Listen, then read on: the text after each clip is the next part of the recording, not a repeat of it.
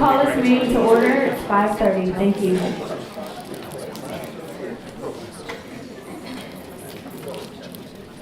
All right. Mr. Watchley, can you lead us in the pledge, please? And a moment of silence. I pledge allegiance to the flag of the United States of America and to the republic for which it stands, one nation, under God, indivisible, with liberty and justice for all.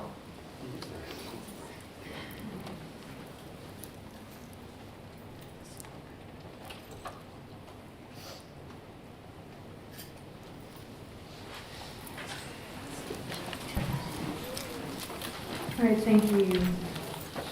We're going to have opening comments from Superintendent Suchet.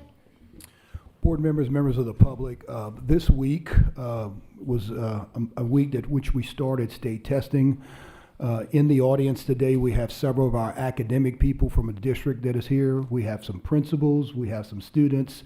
And the one thing that I can say to you is that everything is going extremely well. And what I'm hearing from our chiefs of schools, that testing is definitely going to be one of those where we're going to see growth that's going to happen throughout the district. And I just want to publicly thank our district level folks, our administrators that are here, the administrators that are not here, along with all of the students for the hard work that they've done. And no doubt we will see the growth that we will see when the summer comes, when we get these results. So thank you for that.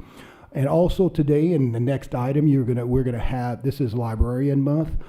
This is where we recognize our librarians throughout the parish. These people, drive reading. They drive a lot of different things that happen as far as technology. And again, a big thanks to them and their contributions to the educational system.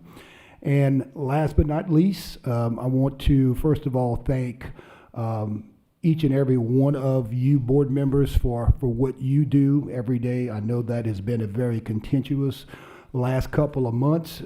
There is something that I can tell you that we're going to start doing, and first, which is going to be to where when certain requests are being asked of my team, we're going to be sharing that request with every board member. For example, if a board member asks for certain things, we're going to basically make sure that everyone gets that same ask, so that everyone can be inclusive of all of those different things. So you will start to see a change in reference to that. So for example, Mr. Lachele asked for us particular data for his district.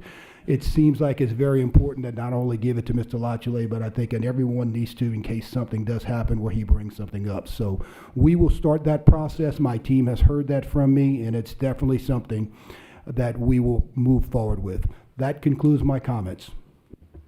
Thank you, Superintendent. Moving on to information items, starting with 2.1, recognition of the Librarians of the Year. Ms. Ginger Richard, are you leading? Thank you. In recognition of the Librarians of the Year and their unwavering commitment to literacy and academic excellence, these outstanding professionals have illuminated minds and inspired a lifelong love of learning in countless students. They understand that their work today plants seeds that will grow throughout our students' lives. That is a true measure of their success. It is with deep appreciation and admiration that we now recognize the Lafayette Parish School System's Librarians of the Year. As I call your name, please come forward for a picture with the board and a certificate. Our elementary librarian, Claire Sheremy from Ernest Gallette Elementary.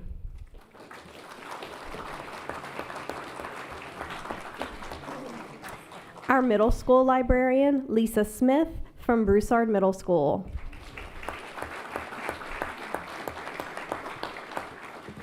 And our high school librarian, Louisa Bro from David Thibodeau STEM Magnet Academy.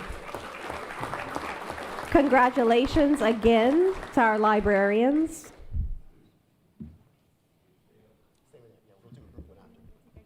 We're going to do a group photo as well. Right? We're going to do a group with all of our librarians.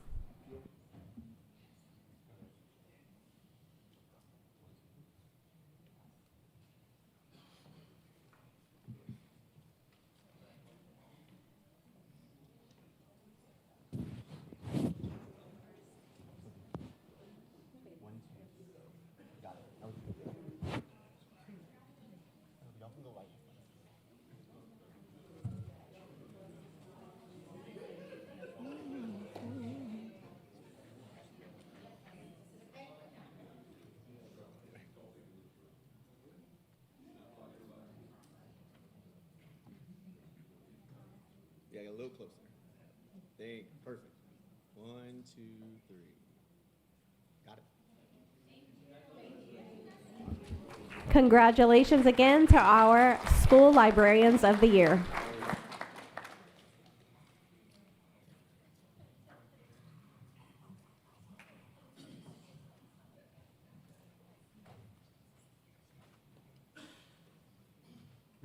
All right, moving on to 2.2, we have Dr. Joseph Abraham, the initiative readingwithkids.org.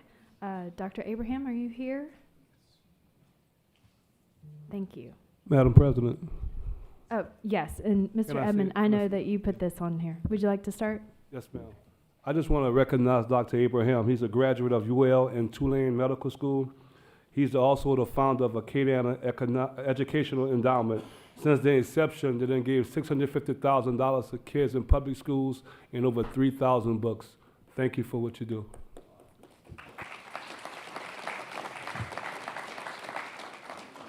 Thank you very much. This will be brief. I'm playing hooky from the clinic right now, and I have to get back over there. You have in front of you, or you should have, some research that we have pulled together, and it's published on our website. 60% of kids who are not prepared to read by the first grade will end up in jail or on welfare. 75% of adults do not read at the 6th grade level. It's interesting that it's Library Week. It's interesting that you're talking about testing. If you want your test scores to come up, if you want your local and state support to increase, if you want better students in your schools, there's a very interesting, simple, easy, inexpensive solution available to us. If we do it, we won't be the first in Louisiana. We will be the first in the country, because I can find no community-wide effort to get parents to read to the kids, not from birth, but in the prenatal period. 3 years ago, the French did a study. They had parents read and speak to their babies in the womb. The babies came out, they put electrode caps on their heads, and the babies' brains were already advanced. This is what we're working on. At some point, I would love to talk to you about it further. This is not the right place. It would take too long, but that's all I have to say. Thank you very much. Thank you, Dr. Abraham. All right, moving to 2.3, we have recognition of Louisiana School Board Association Artwork Contest winner. Mr. Hidalgo, this was your item. Thank you. Ladies and gentlemen, tonight we're proud to recognize an outstanding student artist whose artwork has been honored at the Louisiana School Boards Association Artwork Contest and Exhibit, which was held during the 2026 annual convention in Baton Rouge last month. Each year, school systems across the state submit student artwork representing Louisiana's culture, people, and places. From these submissions, a selection committee chooses the top winners in each grade band, making this a highly competitive statewide honor. When I call your name, please come up in the front and please remain standing for a group photo. It is our pleasure tonight to recognize Aubrey Kuhn, a student from Southside High School.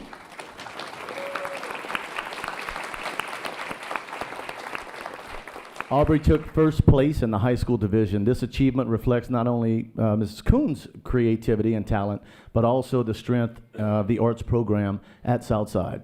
In addition, we'd like to recognize her art teacher, Mrs. Angela Reel, if you'd come up.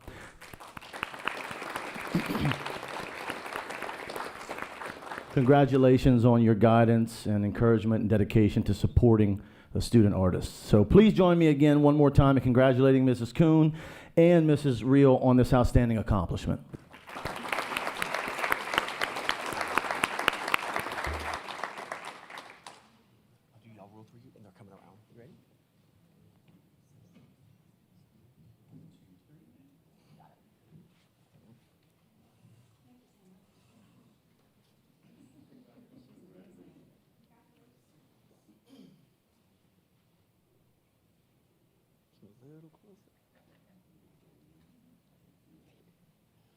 All right. 1, 2, 3. Perfect.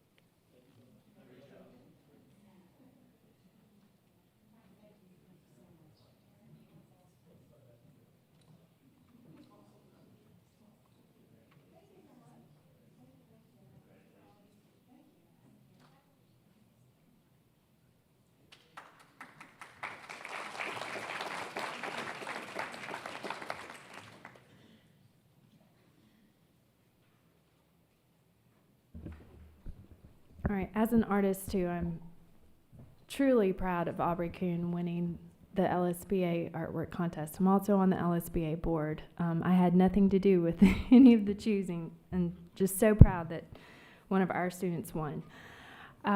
Moving on to 2.4, we have recognition of Top 20 Under 40 Award, Miss Layla Touchette, counselor at Prairie Elementary. Mr. Bajeron,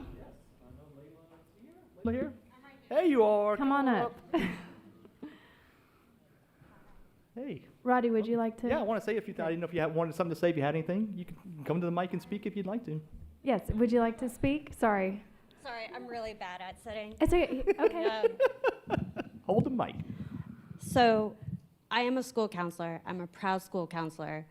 I love my profession. I love what I do. When I get awards like this, it just feels weird because my brain goes, I'm just doing what I love to do. The recognition is still very much appreciated, but I do it because it's what I love to do. Thank you. All right, thank you. Yeah, I just want to say too, as a former 705 board president, one of the reasons why we made the award ceremony what it is because A, we were losing people because they didn't feel like they were appreciated here in Lafayette Parish, especially people under 40. Unfortunately, I can no longer win the award because I'm over 40 years old. But that was one of the purposes, was to identify those individuals. So while you don't feel like you deserve the award because you're just doing what you're doing, trust me, you're making an impact in your parish, and we're all appreciative of it. So while the award can sit on the shelf and collect dust, right, your work's still going to continue to impact children in this parish, so we appreciate you. All right. Yes, let's take a picture. Thank you.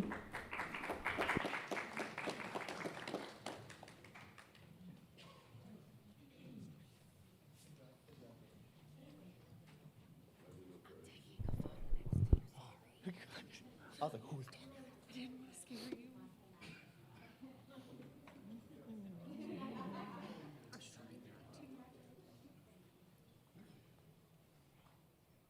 One, two, three.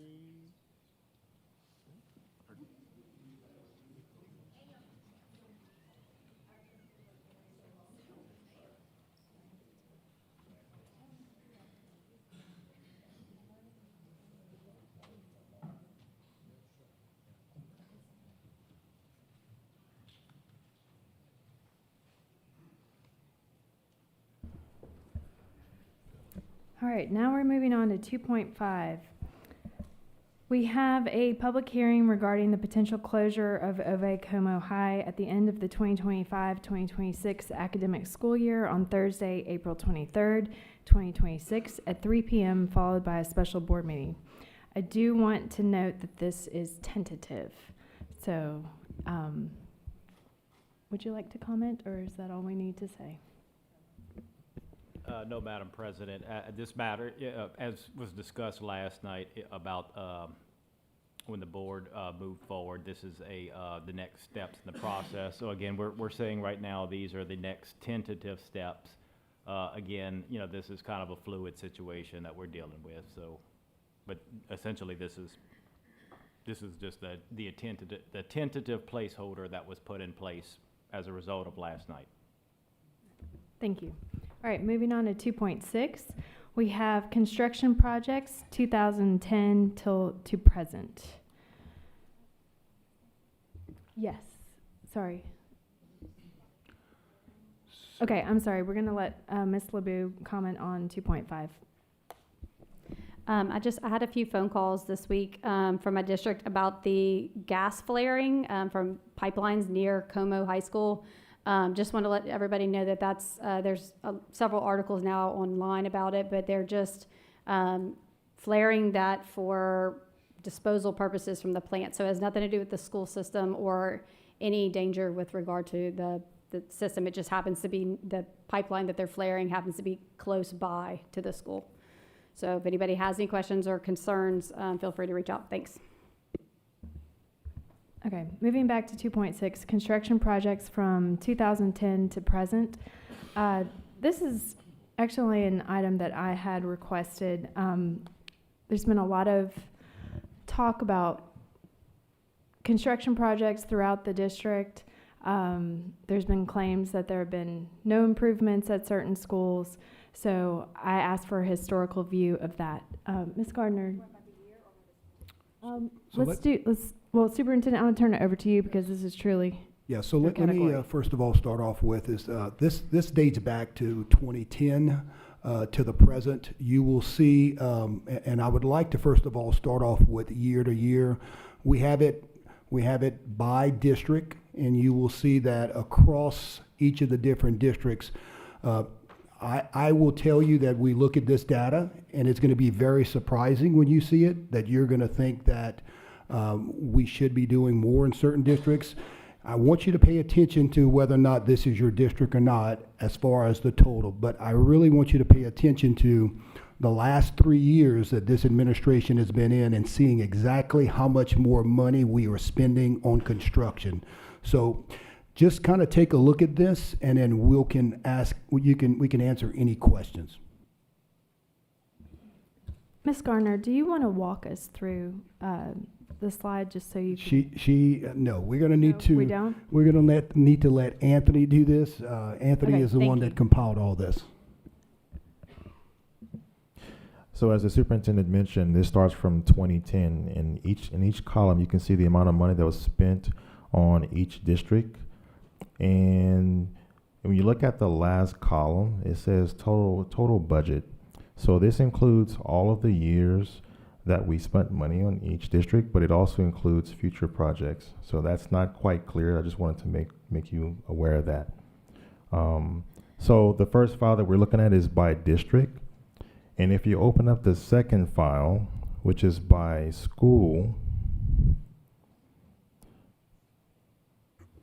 this particular schedule lists all Anthony, of the, could you hold up a second? We just went up to 2019 there, so we need to go back and show them exactly what happened after 2019. so on page number 2, it lists all of the years from 2020 to the current fiscal year, which is fiscal year 26 to date. And again, in the last column, it says total budget, which includes all of the previous years spanning back to 2010, which also includes future projects that has not occurred yet but is budgeted, which includes your K-8 and other projects. So board members, look at 23 at the total at the very bottom. Look at 24 and look at 25. Compared to any of the other years, and again, this is a tribute to what you guys have invested and lots of different things happening throughout the district. But more importantly, I would like for you to look at that by district of where we may be coming up short as far as different districts are concerned. By all means, what I look at when I look at this is that definitely District 2. We probably need to start looking at some different things in District 2. Superintendent, would you mind if I read the district in the total? Because Yes, go ahead. this is hard to read at home. All right, we have District 1, $69,667,020. In District 2, we have $43,378,341. In District 3, we have $68,434,409.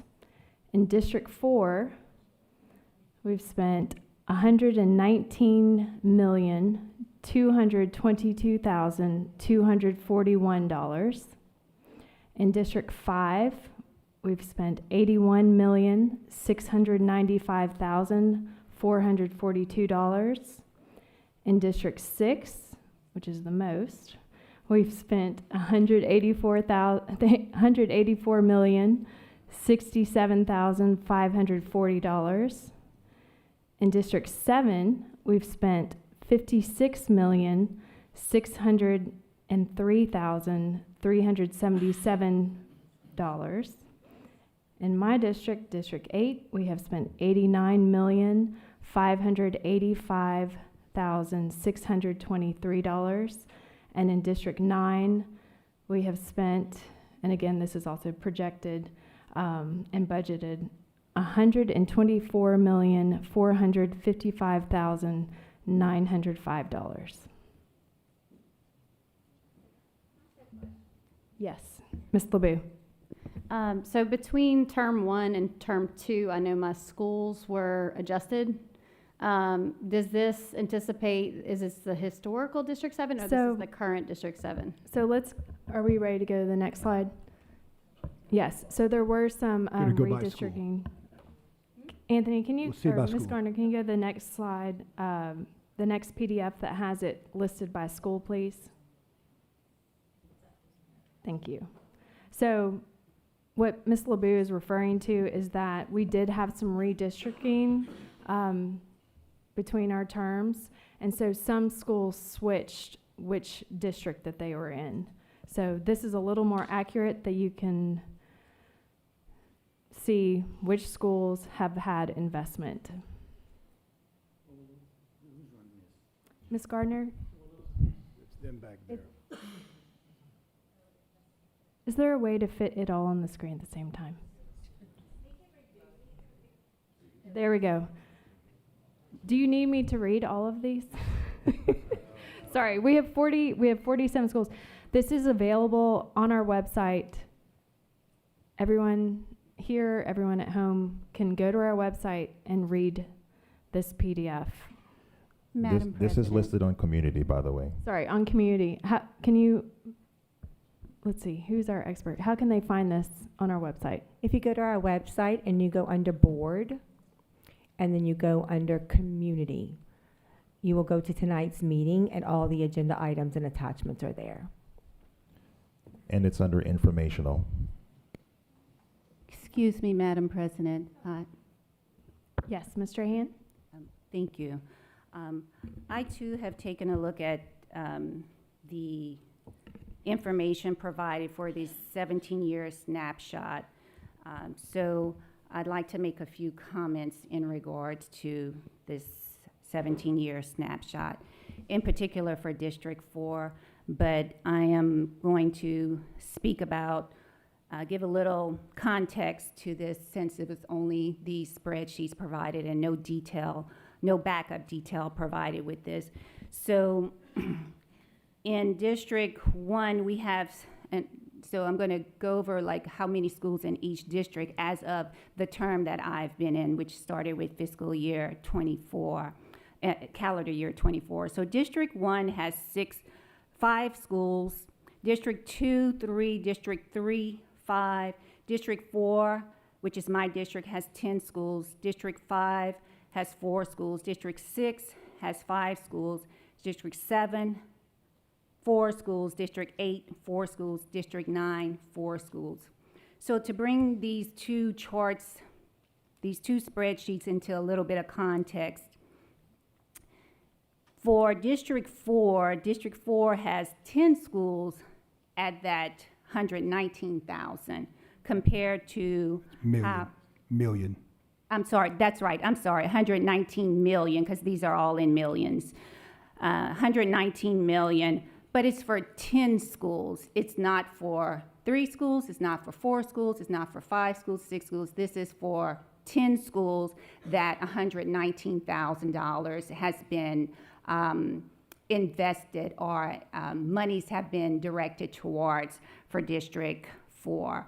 So when looking at that collectively at the total budget, the 837 million, which also I didn't know, Mr. Mouton, that this included future projects as well. So I'd like to see that separated out so I can actually see what those future project amounts look like. So just looking at the total budget across the board for all of our districts of the $837 million, that gives District 1 out of that $837 million at 100% total. District 1 gets 8% of that. District 2, 5%, District 3, 8%, District 4, 14%, District 5, 10%, District 6, 22%, District 7, 7%, District 8, 11%, and District 9, 15%. if we were looking at this in terms of the actual amount of schools across the board in our district, and that's 44 schools, looking at that collectively, then the district that has 10 schools is, when you're looking at this, actually that 119 million does not give a very clear picture of what actually has been expended in District 4 comparatively. So it looks like it's okay, District 4 has 119 million, District 1 only has 69 million, but District 4 has 10 schools compared to District 1 that has 5 schools. So you have to put all this in context, and it has to come with more information than what is just being presented here. And if you look at the construction projects, the two-pager with the list of all of our schools, and I'll just look at it comparatively in regards to our high schools. So Acadiana High at 45 million, Karen Crow High at 14 million, David Thibodeau, which is a Magnet Academy, at 14 million. So all of our children are coming from the entire district. Lafayette High at 149 million, Northside High at 14 million, and Southside High at 95 million. So when you're, Superintendent Touchette, when you're looking at kind of trying to figure out and map out which districts you maybe need to put some funds in as well, in terms of high schools, Northside High has actually gotten the least amount total budgeted out of all of our high schools at $14,329,455. So it's not just by looking at these two spreadsheets that have been provided. You need to look at it in totality. How many schools are in each district? How much funding is going to each of these schools? And not just a one whole total lump sum amount, 119 million for District 4 or 124 million for District 9. It has to be a more comprehensive view to the entire information, the entire spreadsheet, the entire project spreadsheet that has been given. So I wanted to make those comments because it does look like District 4, 119 million. Again, District 4 has the most schools, some double the amount that some other districts have. So of course, District 4 would have more monies dedicated or directed there because they have more schools. They have 10 schools. That district has 10 schools. And so I wanted to make that clear in particular. I had lots of my constituents call in regards to the 119 million and asking where have those dollars gone. And I had to actually put that in context for them as well in regards to it's not just one school, it's not just 3 schools, District 4 has 10 schools. So Superintendent Touchette, what I'd like to see is, I'd like to see some backup detail to go with these numbers, not just the raw numbers as it's presented here. Would you and your team be able to provide that information? Yes, ma'am. Thank you. All right, thank you. I just wanted to, okay, yes, Mr. Lejeune, go ahead. Yes, ma'am. Thank you, Madam President. I'm going to go ahead and defend the District 1. We have 69,000 spent in District 1. 69 million. 69 million, I'm sorry. But 45 million are coming on one school, Acadiana High. So our other schools were basically 24 million. So just want everybody to know that we have some money spent in District 1, but we still have the most portable buildings of any district in the parish. So it looks like a number that's relatively large, but when you look at it, the majority of it is at one school. The other schools still have portable buildings that need to be taken care of. Yes, Ms. LeBeau. Thank you, Ms. Trahan. Yeah, that's why I was trying to give a historical perspective. District 7 had 7 schools up until 2 years ago. So if you do the 56 billion by 7 schools, that's why I was asking. It's actually, a little bit about, it's very comparable to what I believe 10 schools would have received. And again, that we know future projects are in there, so that's not. But yeah, so I just that would be my question. Is I'm glad we have the breakdown by school because there were a lot of changes that took place. So up until 23, there actually were 7 schools in District 7, not 4 schools. Yes, Mr. Latchley. I'm glad Mr. LeBou brought that up, because up until 2 years ago, District 5 had 7 schools. I went into Scott. The other thing I'd like you to do, if you don't mind, Superintendent, is enrollment per district. Enrollment.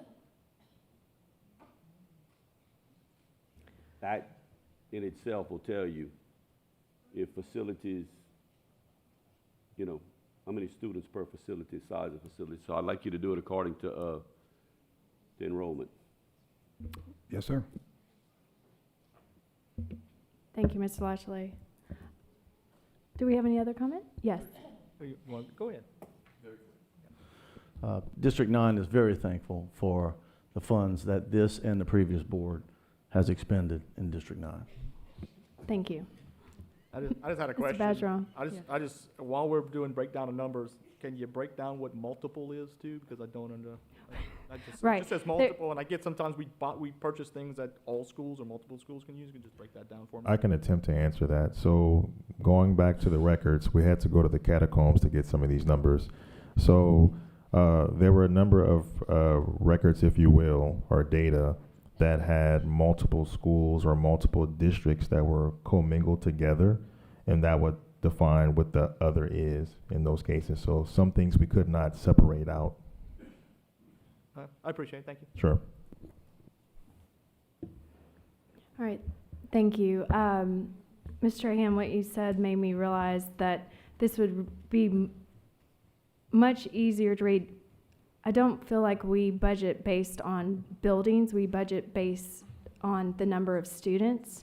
And so, Mr. Touchette, if you could, I guess we might have to bring this up at the next meeting, just put the number of students enrollment that Mr. Latchley was referring to, because some of these programs, the accelerated program, how many students do we have in the accelerated? Around 50, 60? EJ Sam? Yep, sorry, I'm just 50. reading it, yes, EJ Sam. Close to 50. 60. So some of these. 60 kids. Yeah, some of the schools we're calling them schools, but they're programs and that sort of thing. So I think it'd be a little bit more accurate for the public to realize how many students that this amount of money is being invested in to build a building, or to maintain the buildings. So, Madam President, just if yes, I could Mr. say Hand? one more thing. Just to piggyback on what you're asking for and what Mr. Latchley is asking for, I'd also like to see an additional breakdown. Let's see what the academic versus the athletic costs have been over the course of these years as well.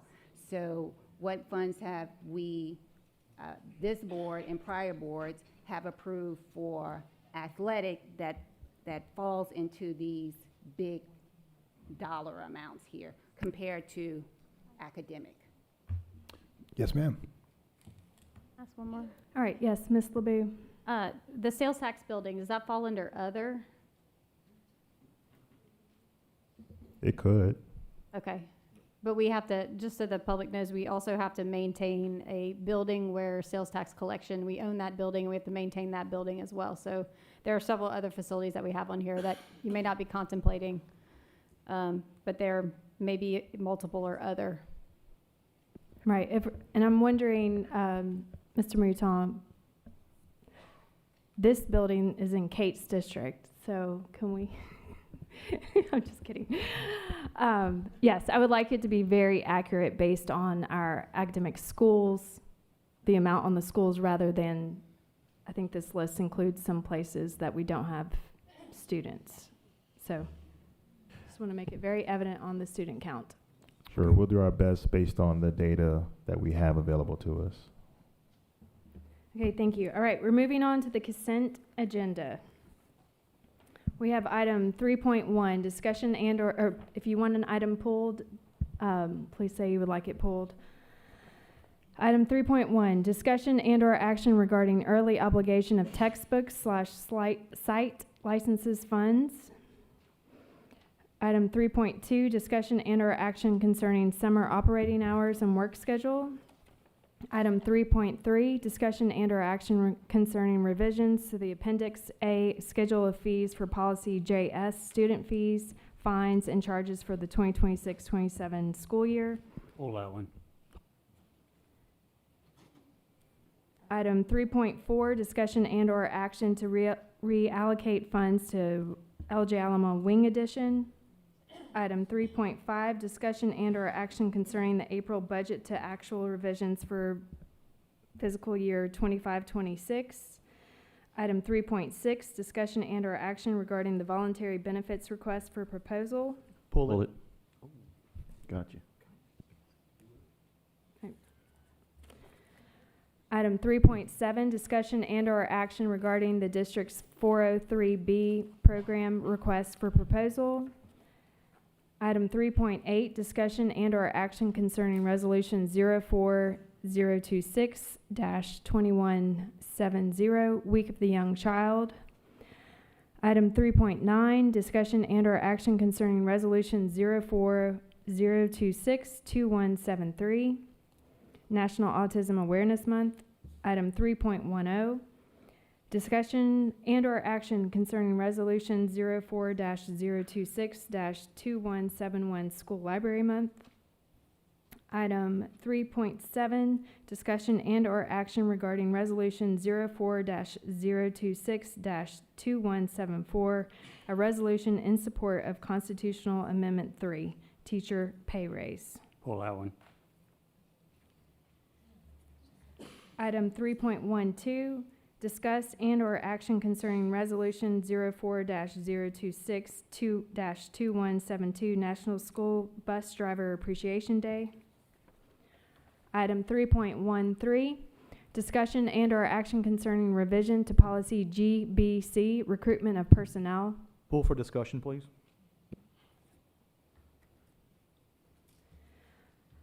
Item 3.14, discussion and/or action concerning the minutes of March 12th, 2026 and March 26th, 2026. And 3.15, approval of all action consent items. Madam President, I'd like to make a motion that we approve all items not pulled. I second it. All right, I have a motion by Mr. Britt Latchley and a second by Mr. Josh Edmond. The items pulled are 3.3, 3.6, 3.11, and 3.13. Madam Secretary, I call for the vote. Oh, sorry, I'm sorry. I apologize. We're going to start with public comment on any items not pulled. You can state your name and the item that you are speaking on, and just let us know if you're for or against. Can you pull up the items that are? Can we go back to a full page, please? My name is Rebecca Vallo, R-E-B-E. Okay, ma'am, can you speak into the microphone, please? Okay. Thank you.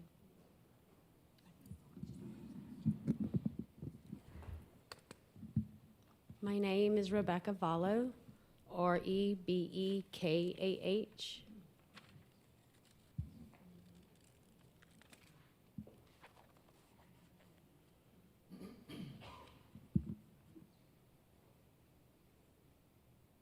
And which items weren't pulled?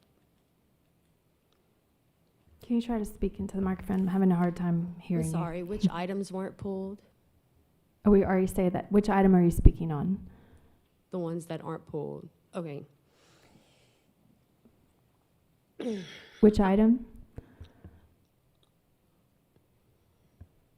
Let's go with 3.5, finance. Was that pulled? No. Okay. My name is Rebecca Vallo. I'm a resident and parent, former APE teacher of Lafayette Parish. I emailed my testimony today to all the members of the board and superintendents, so I won't spend my time using this platform to share my story. It's on social media for the public. Okay, ma'am, 3.5 is about the April budget to actual revisions. Are you for or against? I am getting there, and I would respectfully ask that my time be restarted for the interruption. Okay, you can continue.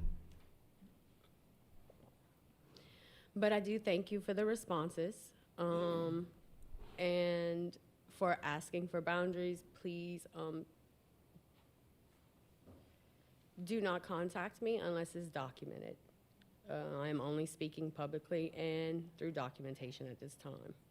I am asking that we table all items pertaining to finances out of respect for the systems that are working together to unravel the actions, and at a minimum, provide financial transparency to the public and the state. Please table any actions until the audit and the school employees that have created a hostile working environment are resolved. We don't talk education in my house at this time. It upsets my son. Please take a stance now. Listen to the public. Every member of this board has an individual choice in these matters. We want the Lafayette Parish schools to provide transparency and to move forward in all these areas. We want respect for constituents. The public is doing a fantastic job advocating. I love this community, and all I want is for the board to feel that and represent that in your choices. I feel better being here, heard, and seen now. So will they. Listen to them. Give us a transparency. Fix the things that are wrong. No applause, please. All right, do we have any other public comment on items not pulled?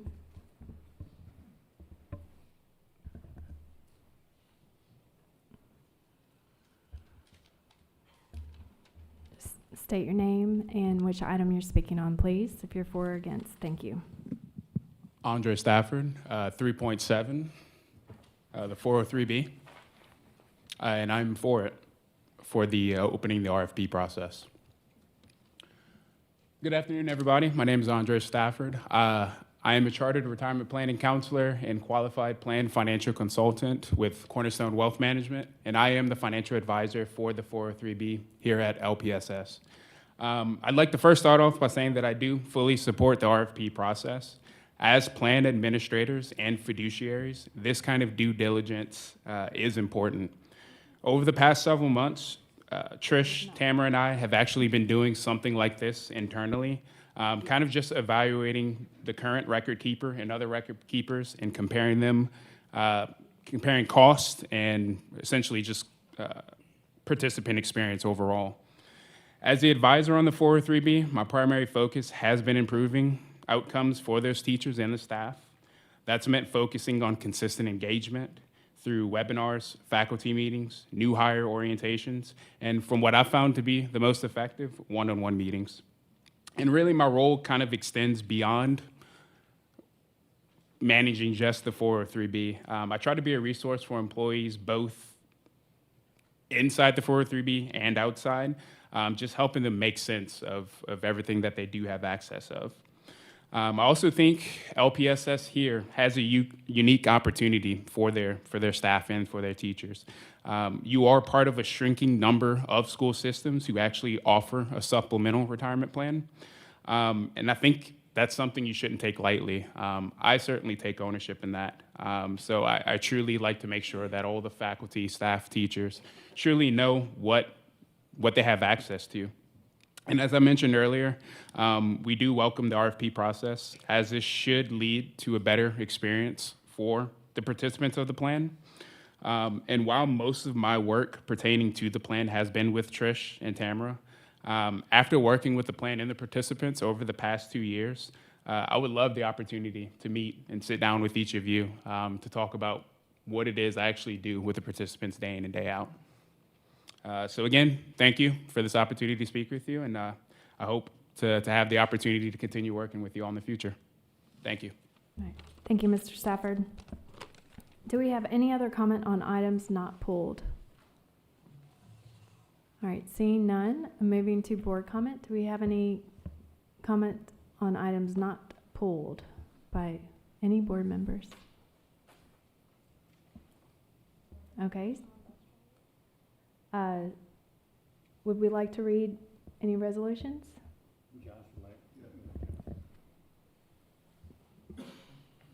I would like to read the resolution for National School Board Appreciation Day in the Lafayette Parish School System.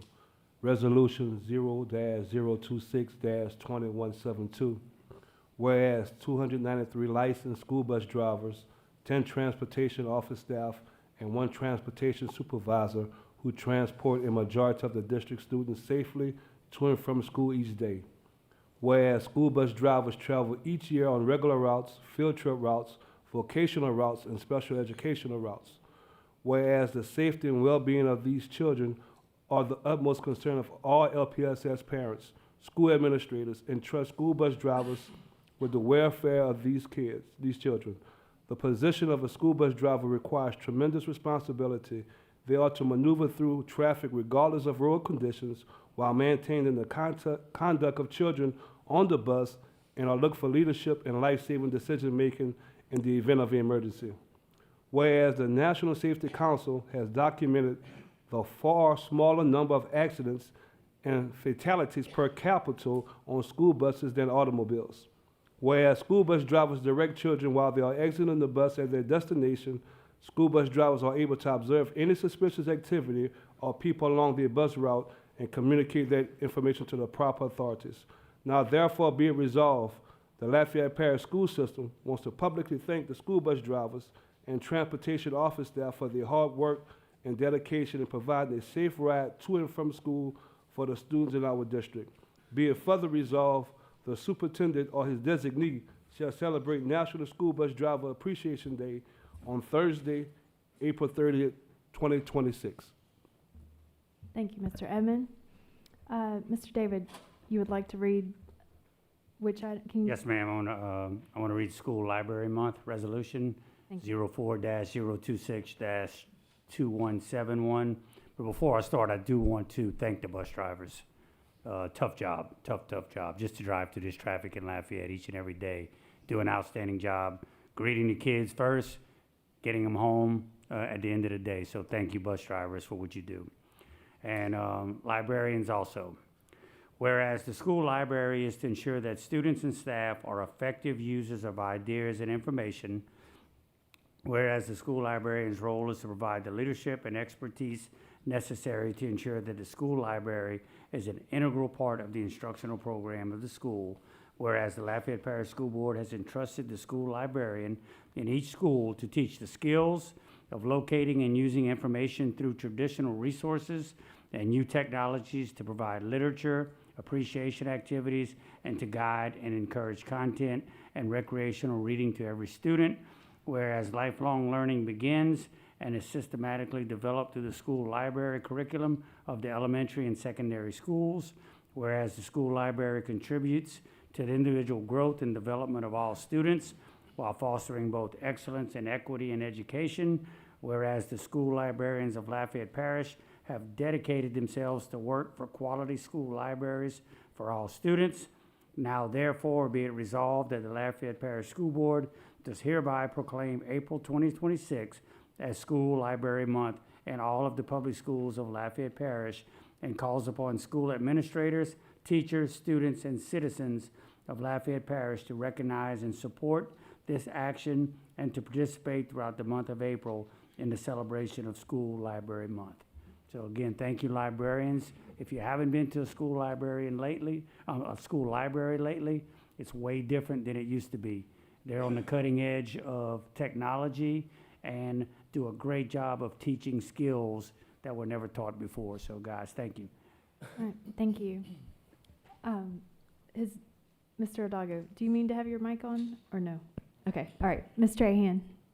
Madam President, I'd like to read the resolution for the National Week of the Young Child. Yes, please. Resolution 02-026-2170 to recognize National Week of the Young Child, sponsored by the National Association for the Education of Young Children on April 11th through the 17th, 2026. Whereas there are over 16,000 children under the age of 5 residing in Lafayette Parish. Whereas the first years of a child's life are the period of the most rapid brain development and lay the foundation for all future learning.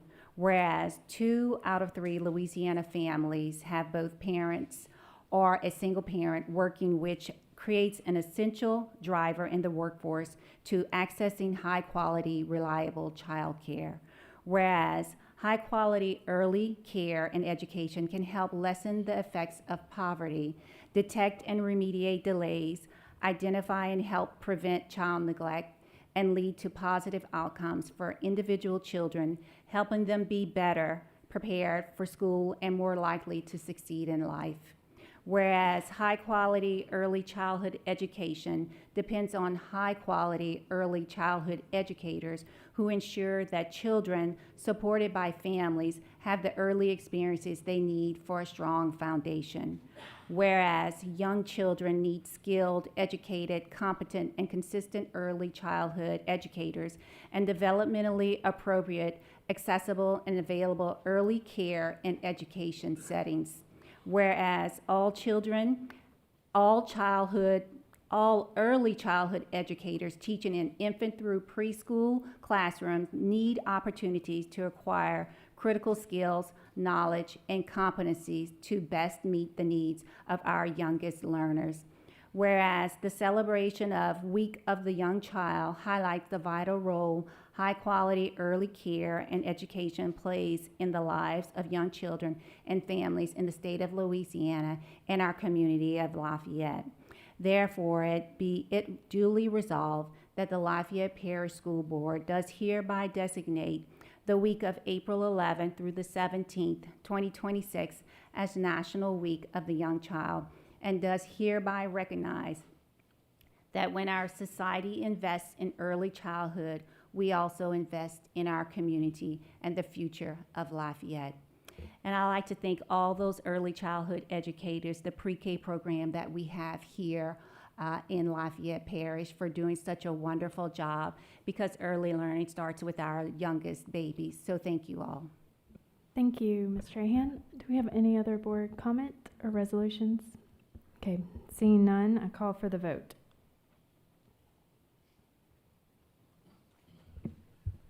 Mr. Lachele? Yes. Ms. LeBeau? Yes. Mr. Hidalgo? Yes. Mr. Edmond? Yes. Mr. Lejeune? Yes. Mr. Bergeron?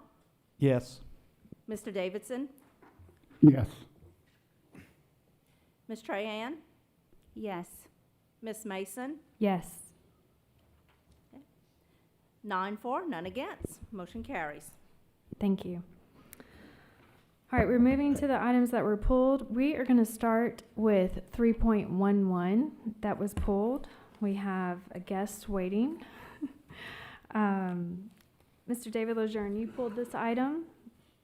Yes, ma'am. I'd like to make a motion that the board approve Resolution 04-026-2174, a resolution in support of Constitutional Amendment 3, teacher pay raise, and I pulled it to discuss and allow the guest. Nope. I'll second. Okay, I'm sorry. All right. So pulled to allow our guest to make comments. All right, and also I'd like to invite our state rep, Josh Carlson, to come up, please. And thank you for your patience. Absolutely. Thank you, Madam President. Thank you, board members. Thank you, Mr. Touchette. I really appreciate the opportunity to come and speak on what I think is a very important issue, not just for all of our teachers. It's truly important for our state. So Coming up on May 16th, Constitutional Amendment 3 before the voters of Louisiana would consolidate 3 trust funds that are dedicated to education. That's the Education Excellence Fund, the Louisiana Education Quality Trust Fund, and the Louisiana Quality Education Support Fund. Currently, those 3 funds have a combined just over $2 billion in them. They're all dedicated to education. They're from tobacco settlement money from the 90s, things like that. Unfortunately, right now, those $2 billion trust fund towards education only generates about $80 million a year for education to be used throughout the state. $85 million. $60 million is used in higher ed, and $25 million is left for K through 12 statewide. Of that $25 million, $11 million goes to early childhood education, and $14 million, $15 million roughly goes to other programs throughout the state. So $2 billion in a trust fund for education generates $25 million that we can use in K through 12 education. What's on the ballot is a proposal to take that $2 billion, apply it towards the roughly $8 billion of teacher retirement system debt. So pay off a quarter of that teacher retirement system debt, thus freeing up money that would allow every school district in the state to pay at least a $2,250 pay raise, permanent pay raise for our teachers, a $1,150 pay raise for our support staff. In addition to that, if I'm not mistaken, Lafayette Parish School System will generate additional money beyond the required pay raise that can be used for security and safety improvements, early childhood, and I believe 1 or 2 other items. So I think it is a very wise approach to take a large chunk of money that is generating just a small amount in recurring revenue every year and free up enough money to pay our teachers more, which we all know that they deserve that. It will free up about $60 million for our higher ed institutions across the state. It will free up about $300 million a year that the state spends putting in the retirement system, allowing us to cover those $15 to $20 million that are going to be left in a deficit that are funded through this trust fund currently, and apply those to other educational expenses and other priorities throughout the state. If you've looked recently, we've got about a $20 billion backlog in state highways. And so there are certainly priorities throughout the state that we could fund with this money, from education to critical infrastructure. And so I would be happy to answer any questions that you might have, and I appreciate your time and the opportunity to speak, and respectfully ask that you support this resolution and encourage everyone that we know to support Constitutional Amendment 3 coming up next month. Thank you, Representative Carlson. Do we have any other public comment? And you can stay there if you'd like, but we have Miss Julia Reed coming. Julia Reed, President, Lafayette Parish Association of Educators. I also serve on the board of directors for our state organization, the Louisiana Association of Educators. I'm also a member of the legislative committee. I am a state delegate and a national delegate. Our state organization has taken a position of support for amendment number 3, and so we appreciate Mr. Touchette and the board for considering this item, and we ask you to support this resolution and to speak with all of your constituents and encourage them to vote yes on amendment number 3. Teachers' salaries do not currently meet the needs. I don't know if you've seen a lot of recent reporting. Most teachers hold a second job. Anything that you can do to have a teacher not have a second job frees up time for them to focus on their primary job, which is educating students and helping them succeed on testing, which we are. I did want to point out that in his opening comments, he did leave out teachers and school staff, and I'm sure that was on accident with state testing going on. And so a good way to show your appreciation for those teachers, paras, is to pay them what they are worth. Thank you. Thank you. Do we have any other public comment?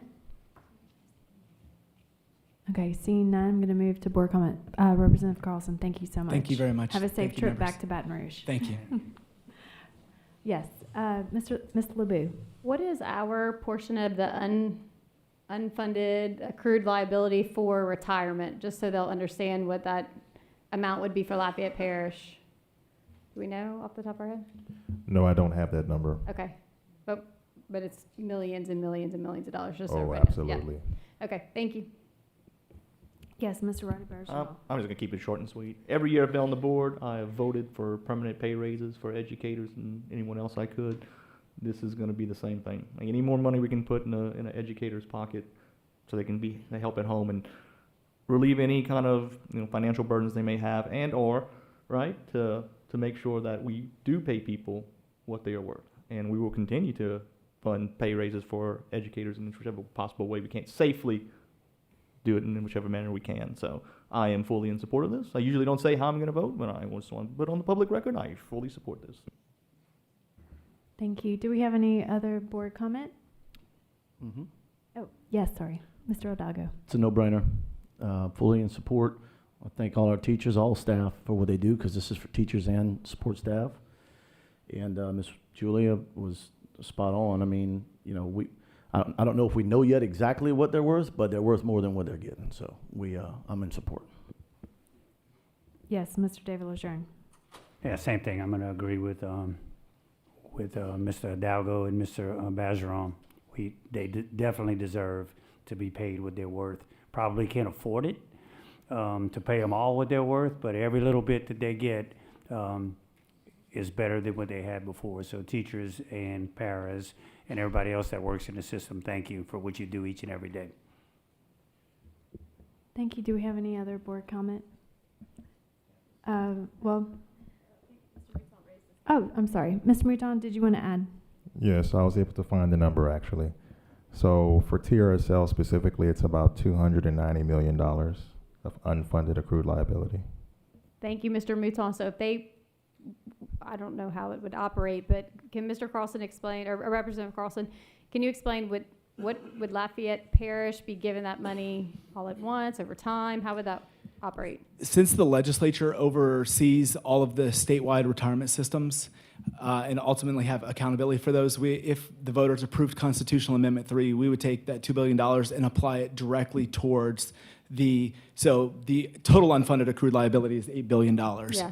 And so we'd apply $2 billion towards the $8 billion, covering Lafayette Parish School System's portion of that. So it's about a quarter of the entire debt of the Lafayette Parish School System retirement system.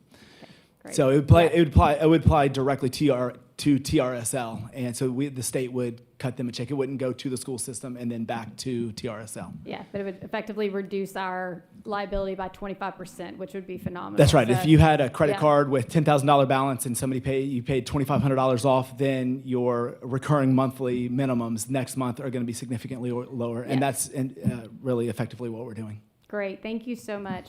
Thank you. And thank you, teachers, for everything, and paras. Yes, we cannot pay you what you're worth, but hopefully this will get us closer and closer. Thank you. All right, thank you. Seeing no further board comment, Madam Secretary, call for the vote. Mr. Lejeune? Yes. Mr. Davidson? Yes. Mr. Edmond? Yes. Mr. Bergeron? Yes. Mr. Hidalgo? Yes. Ms. Trahan? Yes. Ms. LeBeau? Yes. Ms. Mason? Yes. And Mr. Lachele? Yes. 9-4, none against. Thank you. I'm sorry. Motion passes. All right, we're moving on to items pulled in order. Right, we have 3.3 pulled by Mr. David Lejeune. I'm sorry, I'm going to read it. Discussion and/or action concerning revisions to the Appendix A Schedule of Fees for Policy JS, Student Fees, Fines, and Charges for the 2026-2027 school year. All right, Mr. David Lejeune. Yes, ma'am. I'd like to make a substitute motion. I'd like for the board to approve the revisions to Appendix A Schedule of Fees found in Policy JS, Student Fees, Fines, and Charges for the 26-27 school year with an amendment to include the following in the high school fees section: $13 to $20 for PE uniforms, $3 for PE locker rentals, and $5 for PE replacement locks. All right, I have a motion by Mr. David Lejeune and a second by Mr. Britt Latchley. Do we have any public comment? All right, seeing none, or yes? You want to comment? Yes. Come on.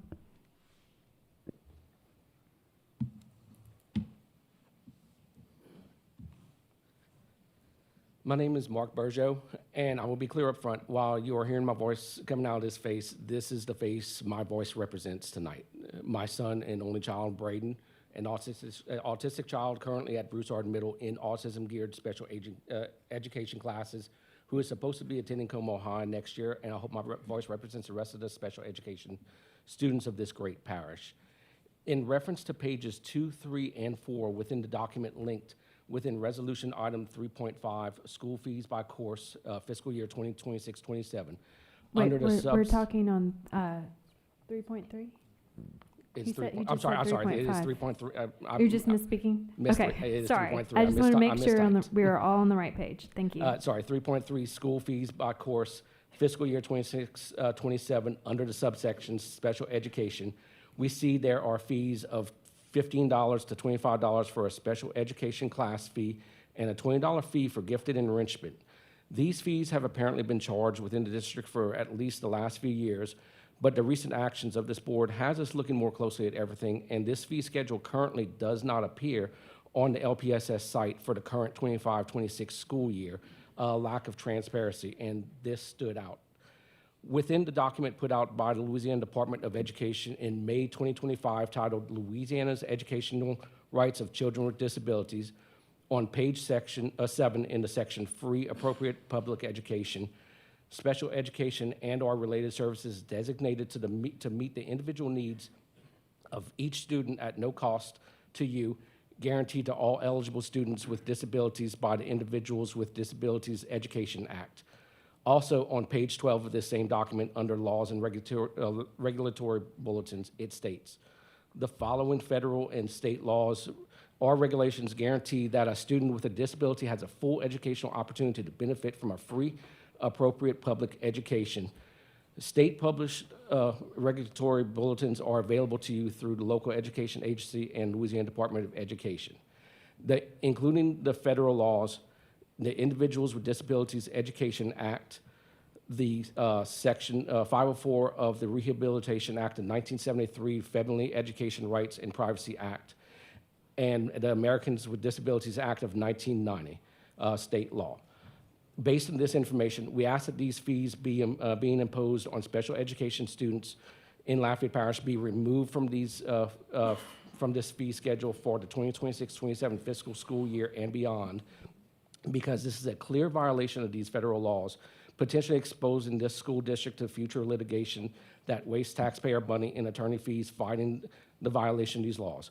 While this has been overlooked by the public over the last few years, I am bringing this before you now that we, the parents of LPSS special education students, are being made aware of these illegal fees, so you can do the right thing and abide by these laws to provide a completely free and appropriate education. The special education students of this parish, on the same night you are recognized in National Autism Awareness Month. Thank you. Thank you. Do we have any other public comment?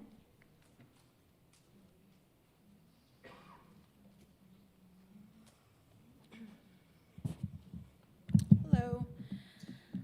My name is Sarah Bennett, and I'm speaking out against this agenda item. The one thing that stood out boldly to me is the fees for special education and gifted students. I'm not sure if this means that those of us with children with exceptionalities will now have to begin paying class fees for special education and gifted services. I'm telling you as a parent what that appears to be, another class fee. Now on top of the $50 class fees I have to pay for my students every year. I have to add on $15 to $25 for my son receiving special education services. Per the Louisiana Department of Education, students with disabilities are entitled to a free, appropriate public education. You may have heard of FAPE. On page 3 of the same document, FAPE is further described. I'd like to read that out to you. 2, free appropriate public education, FAPE, means a student with a disability has the right to a free appropriate public education regardless of the nature or severity of the student's disability. Appropriate education is the provision of a special education and related services that are designed to meet the individual needs of a student with a disability. B, free education is the provision of a special education and related services without cost to the student with a disability or to his or her parents, except for those fees that are imposed on students without exceptionalities. 3, FAPE, special education and related services that A, are provided at public expense under public supervision and direction without charge. I would like to add that the Gifted and Talented Handbook covers that our students with exceptionalities are covered by FAPE as well. That's on page 5. After doing some research, I realized that this is not newly added. You may ask why people are just speaking up now about it. It's because we trusted you, or I trusted you. I trusted you to act on what was in the best interest of our kids, and these things went unnoticed. I have to take accountability for that. But regardless of when this was added onto the policy, is truly irrelevant. It is currently an agenda item and is being addressed right now, and the community is pointing out that you are violating laws. I'm not sure why the fees on the school district web page shows 0 SPED fees, but this proposal is showing SPED and gifted enrichment fees. Per FAPE and state law RS 171941, fees cannot be collected. You have the opportunity to make it right by amending the item to remove the fees for SPED and gifted students and reimburse the families that have already paid. I would urge you to do so while this item is on the floor. Thank you. Thank you. Do we have any other public comment? All right, seeing none, move to board comment. Mr. Hidalgo? I'd like to ask, well, if not the superintendent, either Ms. Gardner or our attorney, do they have any comments about the comments that were made regarding SPED fees? Yes, so the special education fee listed on the school fee list is a class fee. When we look at our self-contained students, they may not be in a first grade class or a second grade class, similar to the other class fees that students pay. So this is more of a school-based class fee, not a fee for services for special education. Class fees are used for multiple things. If teachers choose to do an experiment or something outside of the regularly scheduled curriculum, sometimes they purchase materials for students to participate in these things. So this is just that. Would there be a case where the same student's paying more than one of these fees? No, sir, there would not be a case where a student would pay more than one. The fee goes to the homeroom teacher of the student, as it is a class fee. And board members, let me just assure you that, again, if there's any kid that we have issues with as far as payment, we're going to do everything we can to make sure we resolve those issues. So to people in the public, again, we want to make sure that every one of our kids don't have any hardships, and if they do, we will take care of those things. All right, thank you. Ms. LeBeau? Under Bulletin 741, it does allow it for curricular and co-curricular activities. Would that be considered the classroom fee that you're discussing? Curricular fees. Yeah, so I think there is an exception carved out under Bulletin 741, but again, I'd just like ask staff to double check on that and make sure that those fall within the exception and that, you know, we're doing it correctly. Ms. LeBeau, the legislation, 2019 legislation voted in this Act 240, and the purpose of this detailed fee list, so a child attending any school, no matter where you're located in the parish, would be assessed the same fee, because for a long time, some students were being assessed more parts of town or different campuses versus another. And so it's been enacted since, like I said, the legislation session since 2019. And it is all referred to in our policy JS. Thank you. Thank you. Yes, Ms. Trahan? So just to be clear, before we vote as board members, we have vetted all this out. We know that we are allowed to pass this fee on to our students, our special ed students, and we are not in violation of any state, federal laws in that regard. Because it is school-based class fee, it is part of Act 240. All right, yes, Mr. Lejeune? I wanted to just talk a second about the added fees for the PE, high school PE classes. All this does is mirror the middle school fees. It gives the coaches an opportunity, if they want their kids to dress out and provide uniforms for them, it gives them the opportunity to do this, rent lockers and rent locks. Without this in there, they won't be allowed to purchase uniforms for the kids. That's why we added it. All right, do we have any further board? Yes, Mr. Bergeron? I just want to, for sped fees, what I want to do is, I feel like we're a little unsure, and since we're not going to apply those fees until the 2026-2027 school year, like, let's take some time to review it. Like, it's not, we don't have to one and done it, so that's all I want to say. Okay, I just wanted to correct you, or just what is it? He's saying that this is new. It's not new. It's not a new fee. No, I'm not saying. Okay, I thought that's what you were The trying to say. discussion around it's new. Like, we haven't discussed it, so I just want to, I don't want to kill the discussion, but what I want to say is I want to take some more time to review it, see if they're, because I don't want to put a burden on the classroom teachers for extras that they're doing, so I want to kind of explore it a little bit. Maybe at the next meeting, we can have a further discussion on it or not, which is just in between now and then. I mean, we're going to vote on Are it? you making a motion? No, I'm just saying, like, Table it or pull it? I don't want to table, because the sped discussion's not on the floor right now. There's nothing, we'd have to make a motion. I'm not making a motion. What I'm saying is, It's in the it's currently in the fees. fees. What I want to do is I want to have a discussion with the superintendent and staff in between now and the next board meeting about the fees and see what they're applied to, how much we're collecting, et cetera. Like, I need more information. Like, if we're going to take up the issue, like, I want to have more information around before I make a decision. So I'm not making a motion. There's no motion on the floor about sped fees, just to be clear. We just have the substitute motion. Just the substitute Yes. motion about PE fees. When I heard about this, I went look and I pulled the form from the website. So if you go on the LPS's website and you go to what am I looking for, there is a schedule fee. It's from 2024, 2025, which I think was the last time we amended it, was for the 2024, 2025 fiscal year. And there are sped fees on it, so this is not a new fee. But I want to get more information about it because this is new to me. That's all I want to say. Thank you. Do we have any further board comment? All right, if not, a call for the vote. Madam Secretary? Ms. Trahan? Yes. Ms. LeBeau? Yes. Ms. Mason? Yes. Mr. Lachele? Yes. Mr. Bergeron? Yes. Mr. Hidalgo? Yes. Mr. Edmond? Yes. Mr. Davidson? Yes. And Mr. Lejeune? Yes. 9 for, none against. Motion passes.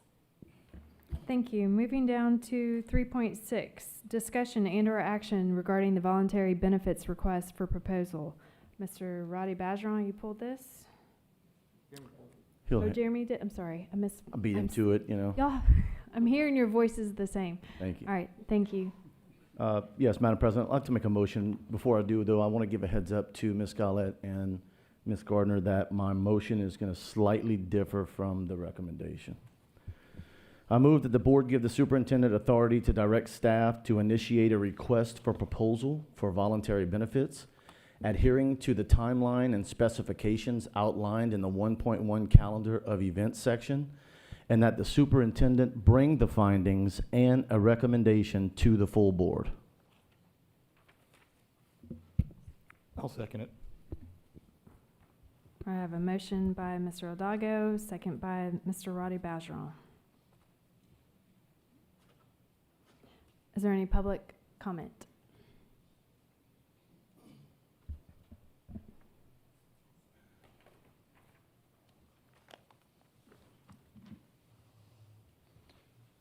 First, I'd like to thank the board and also the plan members that are here tonight for taking your time to hear this out.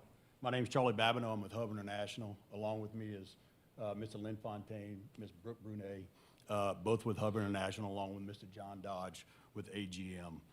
We currently handle your ancillary and voluntary benefits. I'm here tonight to ask the board that the board support the current contract that's in place.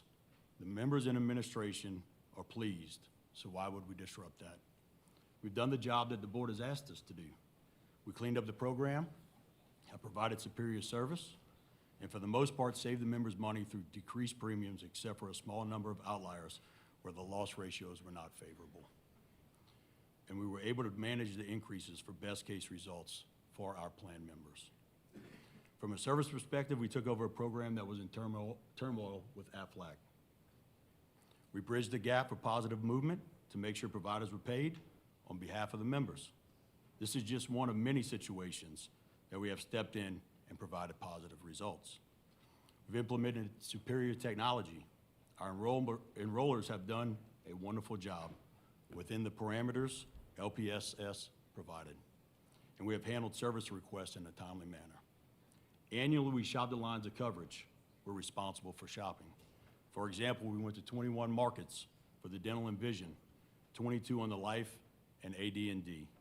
Not only has a service from Hub and AGM been superior, so has a service from our carrier partners who we strategically selected, recommended, and were approved by LPSS. From a compensation standpoint, we receive standard commission from the carriers we represent.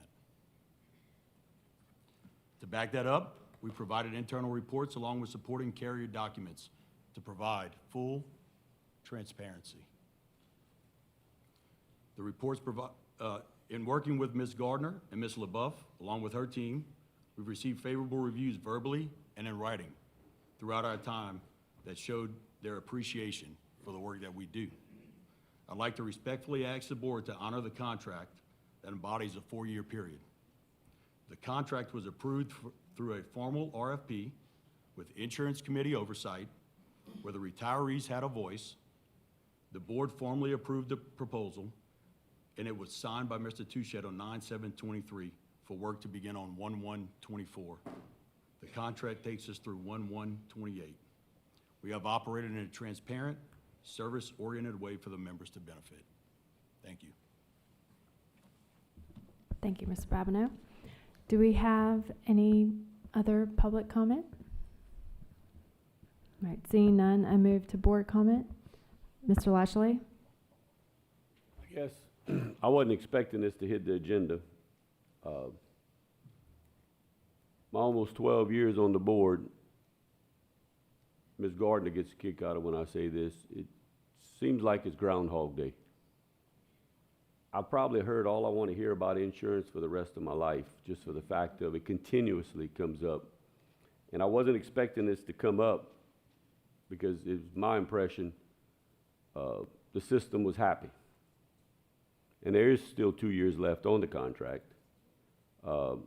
Has this gone to the Employee and Retiree Committee? What is that? The Insurance Committee, Employee Insurance Committee, or our Insurance Committee. Has this gone before our Insurance Committee? No. It was, we brought, we were going to bring this to the Insurance Committee. Ms. Mason and I talked with the attorney. There was a dispute of whether or not it needed to come to the board insurance or the board. So we just brought it to the board, and we'll proceed as board Okay, needs no, to. I would like to correct that. I did not ever say this shouldn't come to the committee. I'm just wondering where this is coming from. We finally got something that's working. It's good. We have no problems. We're not disrupting anything. The contract ends January of 28. The contract should end January of 28. I've heard no complaints. Mr. Babineau and his people. Ms. LaBeouf hasn't complained. Ms. Gardner has not mentioned anything. Like I said, I don't know why this is coming up all of a sudden. I'm not dealing with Groundhog Day again. I'm satisfied, so that can probably tell you where I stand. I'm satisfied, and just our employees are evidently satisfied. So it ain't broke. I don't plan on fixing it. Ms. Trahan? Just for some clarity here, so I can understand this better, what's the term period of the contract? Because, like, when did it begin and when does it end? Ms. Trish, Let's get Ms. Gardner to talk about it, because, I mean, they've displayed it, and so we can probably put it up here. Ms. okay, Gardner. and Ms. LaBeouf is our insurance department head, correct? Can you come to the mic, please? And that was just my first question, so I'll let Ms. Gardner or Ms. LaBeouf answer, and then I have. Ms. Trahan, you're talking about the contract terms? Right. Am I like understanding the that? contract period, the term period. Okay. So January of 2024? So in order to complete voluntary benefits and RFP process, the administrator needs to come on during the fall open enrollment period. So this contract was technically approved by the board in 2023. They completed the open enrollment period, but the contract began 1/1/24, January 1st of 24, with the option of 3 total year renewals, so 24, 25, 26, and 27, the option of 1-year renewals each year. So just so I don't get lost in what you just said, so 2024 is was the first year. Yes, ma'am. At the end of that, or before at the end of that year completed, option to renew for 2025. Correct. Same thing at the end of 2025 for 2026, where we are now. Yep. And so it's an option to renew for 2027. Correct. Is that where we are? Yes. So, apologies, go ahead. It's a total of 3 1-year renewals after the initial year, which was 2024. Okay. So I just want to make certain in terms of, like, we as a board not being in violation of breach of contract. So we're not in breach of contract, we just have the option to renew for that additional year. Exactly. Is that what Yes, I'm ma'am. understanding? Yes. Okay, all right. So that's clear. I think what continues to be unclear, and we find out these things on the board floor here, if these type of decisions are supposed to go to committee before it comes here, then why do we keep doing this? I'm trying to understand that. Like, if we are, like, shouldn't we be following our own procedures in that regard? And that's kind of hard for me to grasp here, especially being asked to make a decision on the board floor right now, right? But I do, and I want to say I wholeheartedly support RFP for a variety of our different operations, because obviously that has not been done across the board in the past. But what do we continue to say as a board when we're not following our own processes here? So I would be remiss if I didn't say that, and also be remiss if I didn't say how I keep feeling like we just keep getting this information on the board floor about these things when we should be getting it prior to, so that we have time to kind of really think about these things before we're here on the board floor. Again, I don't have any process with opening an RFP. I understand completely what you just stated, Trish. You have our current vendor in the audience here, and it almost seems like, okay, to the public as well as here, sitting here, like, what exactly is going on? And so we need to be able to clearly understand all the things that are going on. And Mr. Lachele, I do understand you say, if it ain't broke, don't fix it. But I think where we are with the board is that we have placed ourselves in a position where we say we want to make certain that we are going out you know, in the public in terms of, okay, what's the best bang for our buck, and quality-wise as well. Not saying that our current vendor is not, I'm sure they are very much so, but there's just been so much going on here. And I wish we wouldn't keep coming to this place that we are always coming to in regards to this. So I would ask that, again, we're given all the details before we come to these meetings. And not to say that I couldn't reach out to Superintendent Touchette or his team to say, give me more clarity. I think that should be provided to board members up front so we can have that information, okay? And so we can make a very informed decision that is beneficial to all of our employees. And as public servant, we have to be good steward of the people's money. And I just, this just always continues. That's all I have to say. Okay, thank you, Ms. Trahan. May I ask, go ahead, sorry. May I ask a question? Yes. Mr. Yes. Love, Hey, yes, sir. how would this benefit the system by changing at this time?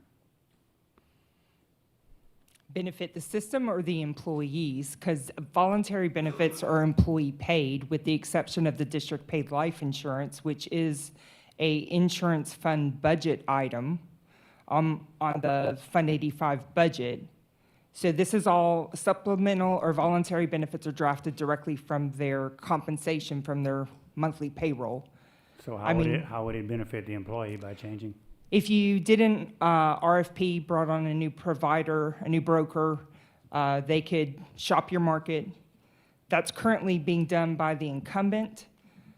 There could be cost savings for the member there, or it could be completed with your incumbent with a current market check. Thank you. Yes. All right, yes. Mr. Bergeron? All right, so I'm in agreement with Ms. Trahan across the aisle from me. I'd like to make a substitute motion that we bring this back to the insurance committee for full discussion, and then bring it back to the board after insurance committee's had a full discussion. I'll second it for discussion there, Mr. Bergeron. All right, I have another substitute motion by Mr. Bergeron, seconded by Mr. Britt Latchley. Public comment. Is there any public comment? Okay, seeing none, I'm going to go back to the board. Okay, well, Mike? Yeah, say yes. Go ahead. Mr. Hidalgo. I'm not going to totally disagree with that. In fact, I wish we had a policy that dictated that matters that are relevant to committees go to committee first. But what we find, with all due respect to all of my fellow board members, what we find is we find that little tool that we have to say that no board member shall be denied an item on the agenda of a board meeting. And so if we try to get something put through committee and we have a board member that decides they don't like it and they want to circumvent the committee, that's a tool.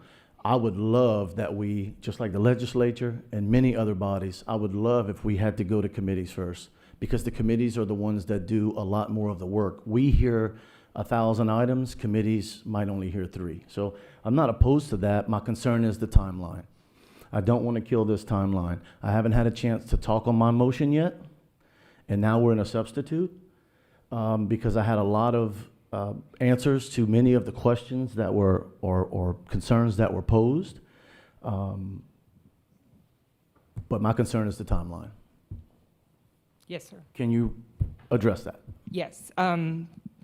Currently, if we had to bring it back to the Board Insurance Committee, it would be at the May meeting. I'm trying to remember off the top of my head when the next Board Insurance Committee meeting is.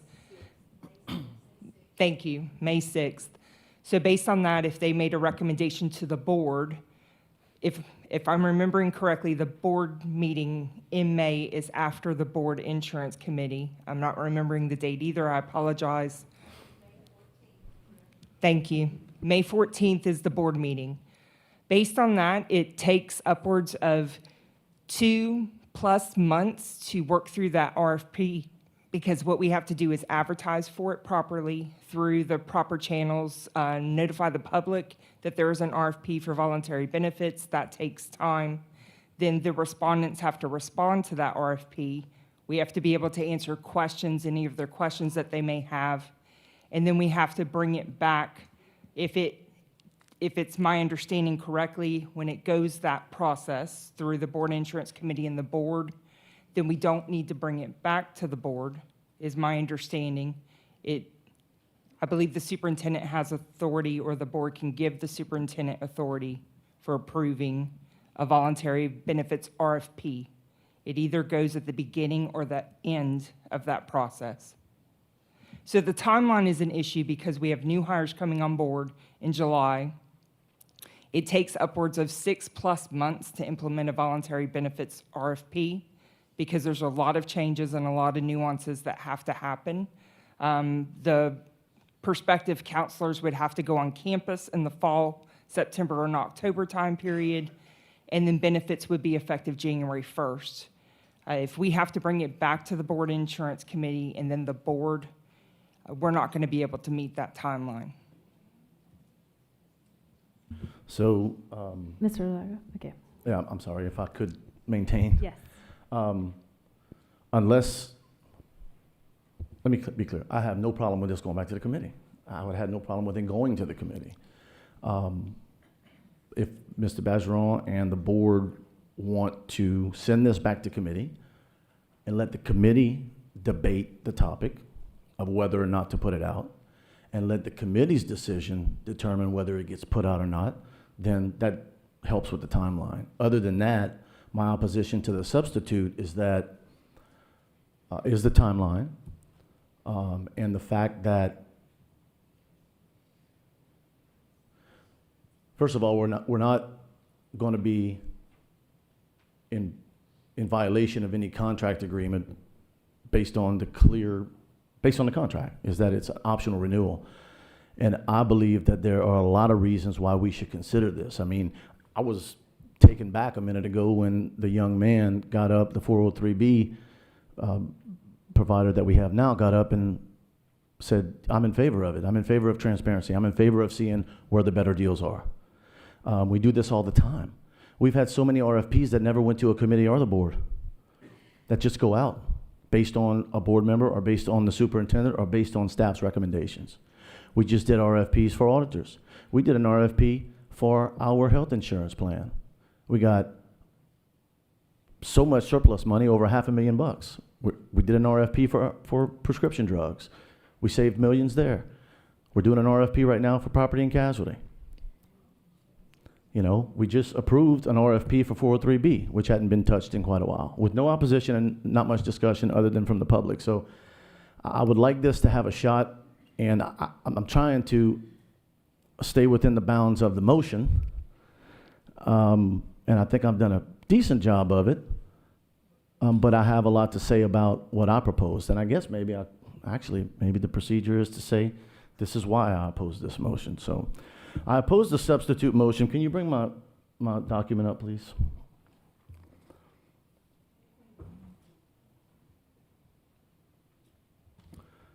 I'm not here to tell you that anything's broken. You know, we have opportunities a lot of times to do better for our community. It was stated a minute ago that with the exception of the life insurance, all of these benefits that are provided to employees come from their paycheck. It's 100% their money. Nonetheless, we're still the fiduciary of this plan. We're still responsible for giving our employees the best deal they can. And I heard the presenter, who presented very well, state that they receive industry standard commissions. And I appreciate that because nobody needs to work for free. But I'm going to tell you guys something. A once a year for a month enrollment, or so, 2 months enrollment, to be raking in year one $1.3 million of commissions, year two $874,000, on and on and on, I'm telling you, I know we can do better. I would bet you we can get those commissions cut in half and get subsidy money from these providers to better serve our district, just like we are doing right now with the health insurance. This is not a new conversation. I have been in conversation with the superintendent for at least 3 months, and I wanted to weigh in on this, about this topic. This was supposed to naturally go out to RFP. I wasn't trying to circumvent anything. We've done this so many times over the years. This school board has put things out to RFP, not changed providers. I'm not asking the superintendent just to arbitrarily do something. This is a matter of going out and doing a RFP, a market check, to see if there's a better opportunity. If there's not, we've lost nothing. The vendor can stay, and we can make that decision. If there is a better opportunity for our employees, which I know there are because I'm familiar with this industry, then we should seek those opportunities. I'm not asking for us to change a vendor. This vendor might be able to come back with a better deal. Great, put it on the table. That's all I'm asking. I'm not asking us to fire anyone. I'm asking to look it over, make sure we're doing what's best for our employees. This, ladies and gentlemen, is obnoxiously high. Industry standard, I don't care. These are not mandated. These are not mandated by the federal government or the state government. They're negotiable. And you know what we didn't do the last time when we changed vendors? We didn't negotiate. I'm asking us to negotiate, just like we've done on so many other things. And I'd like the superintendent to weigh in on that because we've been having this conversation for months. Before superintendent speaks, I would like the privilege to speak. I'm on the insurance committee, and this has not come to the insurance committee. Jeremy, we did not have an insurance committee meeting last month. I think that you have rushed this onto this agenda. And now you're saying that we're in a tight spot and we have to go ahead and make a decision. And I disagree. I absolutely disagree. We have changed insurance companies this year. Our employees have been through a lot when it comes to health insurance. Our retirees have been through a lot. And to go and change something that we are not getting complaints on, that we have no problems with, I don't see why we're going to go put it out there, rush our insurance department, and then upset our employees and our retirees further. So I not disrespectfully, it's a little disrespectful, I'm sorry. I respectfully disagree. I think this is rushed. I think that you have been running our insurance committee without meeting. You have been telling our superintendent what to do, and I completely disagree. Well, that's Madam interesting because the Superintendent, only what would reason you like to say? Mr. Superintendent, what would you like to say? Mr. Lashley? I want to make a comment, and Mr. Hidalgo, I don't want you to take this the wrong way. We've served twice together. And it always seems to go exactly with insurance. I'm concerned about the timeline. I used to tell this to other board members. We get the budget, they start picking apart the budget. Oh my God, we got to do this. Oh my God, we got to do this. Oh my God. You had 12 months leading up to the budget, but you bring it up the week before. Okay, why is timeline a problem? We're in April. Why wasn't this brought up November, October, December? Insurance and timeline always seem to go together, and we got to rush. You know what? Do the RFP next year. Or why don't you just wait till 28, or whenever we have to start it in 27, which I won't be on the board. Or will we? Yes. When do I get off? In 28. So I'd have to do it one more time. Yeah, I won't be here. I got to go. I'm term limited. But the thing that gets me is insurance and timeline. We're on a tight timeline. We're not on a timeline for anything, people. When I put something on the agenda, I want to discuss it. I am never on a timeline because I leave myself plenty of time. Time. No, I'm not for a timeline. I don't mind deferring it. I don't mind killing it tonight. It's whatever the board wants to do. I respect Mr. Bergeron's stance on wanting to send it to committee. I don't think whatever happens, I'm going to support it. But that's the one thing that's always perplexed me over the years since I've sat on the board. We've got to rush because of a timeline. Nah, it ain't no timeline. We don't have to rush. Thank you. Ms. LeBeau? Trish, I'm assuming that, or Ms. LaBeouf, I'm sorry. I'm assuming that none of this was done at your request, correct? No, ma'am. And were you in those discussions with the superintendent, Mr. Hidalgo, when they were discussing changing? Yes, ma'am. Okay, and in those discussions, did you, I guess, express the need to bring this to the board? No, ma'am. Okay, and you said that our current, I know you said incumbent, but I guess you're talking about Hub. They could go out and do a market check for us at any time, correct? They do on a regular basis. They Is it do. annually or is it on a certain? Please correct me if I'm wrong, but I believe it's annually, or perhaps when that individual contract is ending. Like, I'll give you an example. They worked through the dental market check because we changed premiums effective January 1st of 26. So it depends on each individual benefit up there, but they do annual checks. If I've misstated, please correct me. So when we do our annual renewal, we're basically doing a market check each time, and so therefore we're getting the view of the market with our renewal. So it's essentially a brand new contract and a brand new market check every year. Yes, they are completing regular market checks. Okay. Yes. Okay, great. Thank you very much. Ms. LeBeau and Ms. LeBeau, Hub, would you like to verify what was just said? Do you do market checks? Would you like to come to the mic? Anyone? Okay. Oh, I'm sorry. Are you trying to ask something? Yes. Sorry, Ms. Trahan. Thank you, Madam President. I need some clarity from the superintendent. So sometimes you have authority to just have an RFP go out, and sometimes not. It has to come through the board. So that's what's perplexing to me. Sometimes you have the authority, sometimes you don't, or do you have the authority all the time, or is there an amount threshold that you then have to bring it to the board?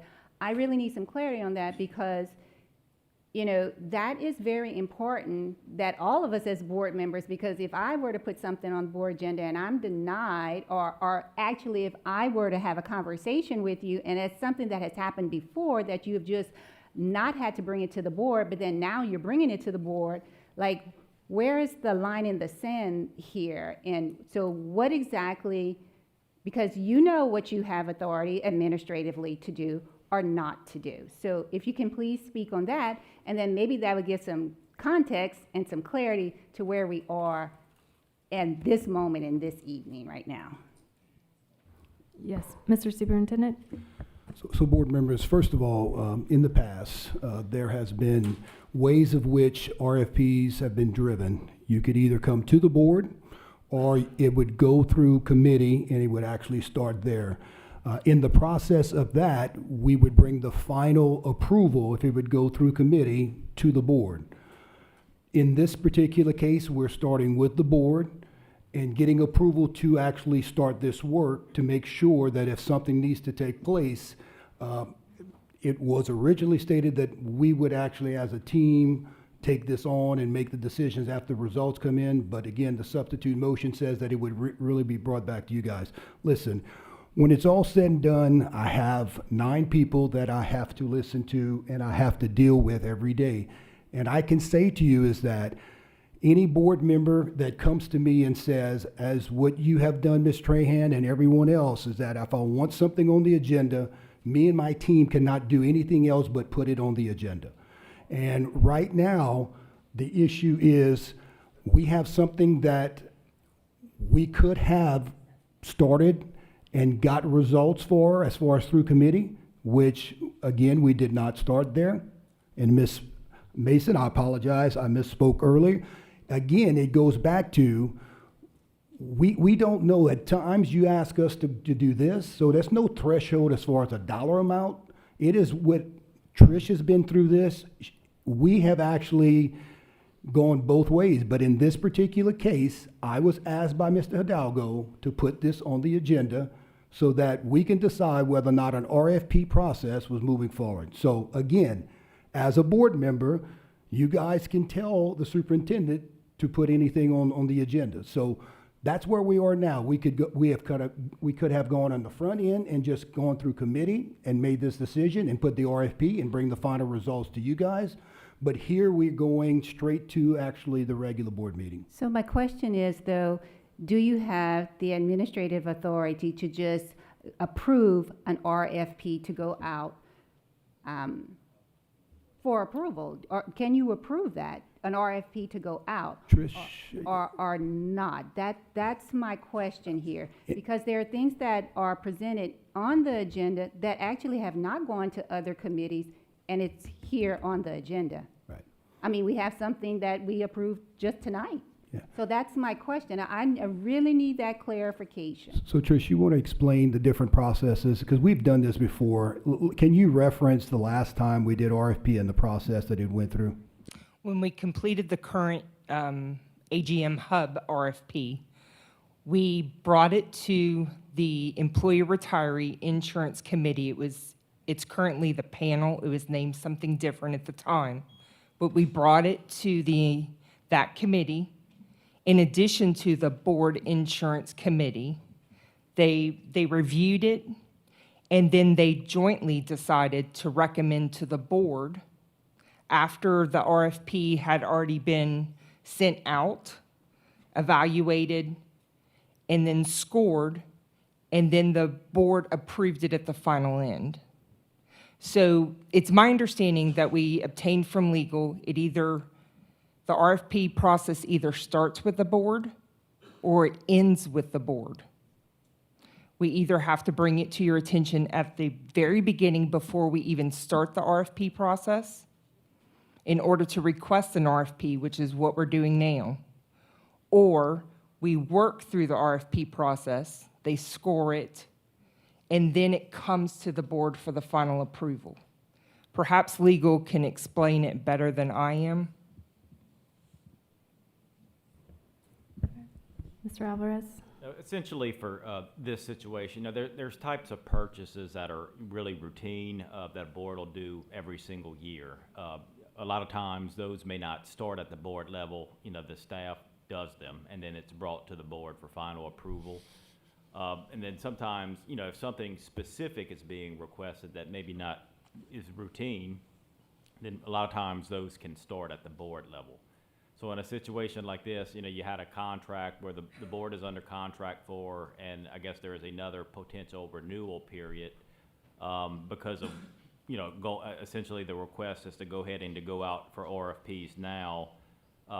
This was brought back for the board to review to determine, is this something that the board wants to go ahead and do now in terms of issuing an RFP or not, or basically continue on with the current contract. And not that even issuing an RFP would prevent you from going on with the current contract, but essentially, because the board just has a decision to make here as a result of it, on where it wants to go. Does it want to essentially test the market earlier than what you would maybe need to because you have another renewal, or do you just go ahead and continue on with the current renewals? That's essentially the decision the board has to make.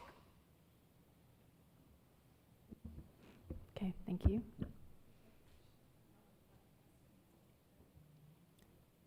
Do you have a question? Oh, I'm sorry, Mr. Bergeron, I could not see you. Mr. Bergeron. I was doing the Kate. I know, I'm so sorry, I didn't see you. Sorry, Kate can go. Ms. LeBeau. I just want to remind everybody, though, and this question just came up, this vote would be, do we send it to committee or not? Just so everybody remembers that's what the motion is before us. Thank you. All right. So Now, Mr. Bergeron. Thank you. Ms. Train, to answer your question a little bit more direct, when we do an RFP, we have one of two choices at the end result. The board can make a decision, or we can allow the superintendent to make a decision. That is our power as a board. We can do either or.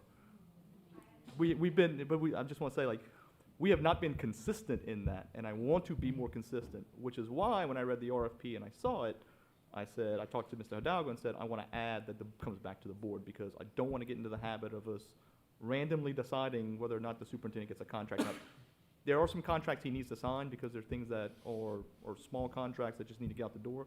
But for RFPs like this, I want us to start the practice of having it come back to the board. Like, I just want to have us be routine because it's been all over the place. I'm not disagreeing with you. I'm just, from my standpoint of why. The feeling I get is that I don't want this RFP to die because it does need to be RFP'd, right? The timeline, again, I don't know, I assume that if we take it back to committee, it's going to mess up the timeline. I want to bring it back to committee because that should be our process, right?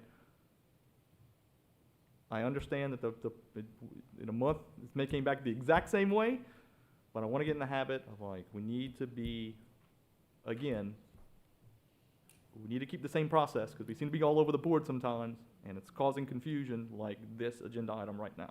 So I will ask that if we're done with comment, to vote. I don't want to kill the RFP. I just want to say let's go back because we do need to RFP this. I've been very clear that like nobody gets a free contract renewal while I'm on the board. We're going to scrutinize it. If Hub's doing a great job, fantastic. When it comes back, Hub's doing a great job, we'll keep Hub. If it comes back that someone else is better, we'll make a decision. But I want that decision power to rest with the board at the end of the day because we're the ones that are going to have to be held accountable for issues. We're the ones that are going to get the calls. Like, I just want to make that clear. This is why I want to bring it back to committee. I want to follow our process, and I want to make sure that we do the RFP correctly. Thank you. All right, Ms. LeBeau. I just want to respectfully disagree. I do agree that it needs to be RFP'd in the future when the last renewal is up. So that would be 27 because we need to do an RFP for 28. But this does not have to happen now. It doesn't need to go to committee now. There's no reason. We've heard no complaints. We've had no issues.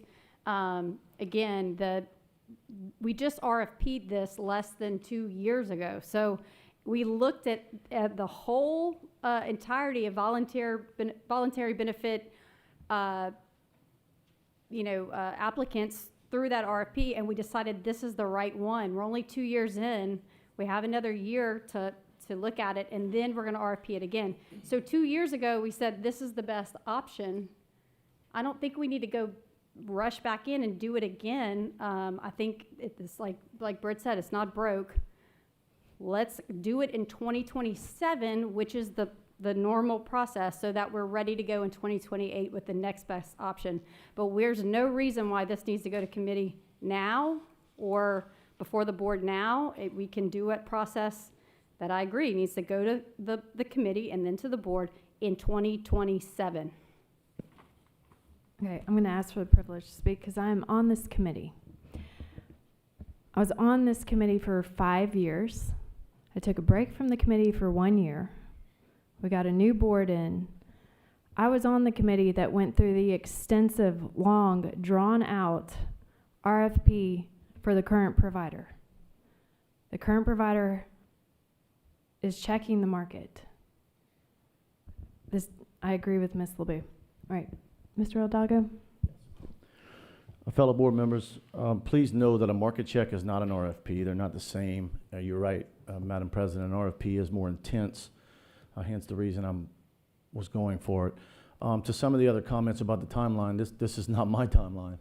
I've been asking for this for over a year. I wanted to follow a process that is not unprecedented, whereby the superintendent puts it out for RFP. It must come back to the board to be ratified. The board could decide, nope, we're happy with what we got, or great work, let's look at other options. That's what I was looking for. And then that got stopped. That got stopped in its tracks, not by me. So the only reason it's on the board agenda tonight is because it was forced that way. It's not my timeline. I've been asking Ms. LeBeau to look into this and start working on this for over a year now. In fact, last year when I asked about it, because of what I realized about many things, including commissions, which, by the way, please don't forget that these commissions, $1 million, this is coming out of the employees that work for the Lafayette Parish School System's pocket every month. They pay it. This doesn't fall out of the sky. So I'm not doing this just for fun. I'm not doing this just to get a kick out of the process. RFPs suck. but they have a meaning. And you may say it's not broke, but I respectfully disagree. I think there's some brokenness here. And whether or not the same vendor comes back is not I don't care. I'm only 1/9, so if there's an RFP, when it comes back, I only get one vote on who it's gonna be. So this timeline is not my timeline. This timeline was forced upon me because I thought we were gonna go through a process that had been used many times before on different things, whereby the superintendent would put it out, do a full RFP, no harm, no foul. Who in the world wouldn't wanna know if there's a better option? That's confusing to me. So I'm actually, and I respect your comments. I want to thank you for your comments about not wanting it to die. But I'm hoping that sending it to committee dies and we go back to the original motion and vote to move forward with the RFP and do the right thing for our employees. I'm not saying it needs to be RFP'd every year, but you can't take a vendor and have them do a market check. That's not the same thing. You still have the same vendor who, whether we like it or not, is controlling the conversations. And that's fine. I appreciate that they control the conversation. But then when you start to find out we have no subsidy money coming back, we don't have a benefit administration system for our health care. That should have absolutely been negotiated the first go round, or at least by now. We're still doing paper applications to an extent on these benefits. It's 2026, ladies and gentlemen. Plus, we have these commissions. I mean, look, I don't have a problem with any vendor. I just have a problem with where we are. We do not have a good deal, and I just want a better deal. And if we go out and we check and there's no better deal, then what's the issue? We've been discussing this for so long just to keep a vendor in place. Potentially, the vendor may stay in place. The vendor may go nowhere. The vendor may come back with a better deal again, knowing now that they have to compete even harder because we've done the same thing with healthcare, and we're going to do the same thing with P&C, where we're now negotiating and we're using different ways of doing business as opposed to industry standard. Well, we get the industry standard commission. Well, we don't like the industry standard commission. We like a better deal for our employees. That's all I'm asking for. This is not about a vendor. Madam Secretary, I call for the vote. Sorry. Well, he was there in case we had questions. Just a reminder, board members, you are voting on a substitute motion to bring this item to the insurance committee and then bring it back to the full board after discussion. Mr. Lachele? Yes. Ms. Mason? No. Ms. LeBeau? No. Mr. Davidson? Yes. Mr. Lejeune? No. Mr. Edmond? Yes. Mr. Bajeron? Yes. Mr. Hidalgo? No. Ms. Trahan? Yes.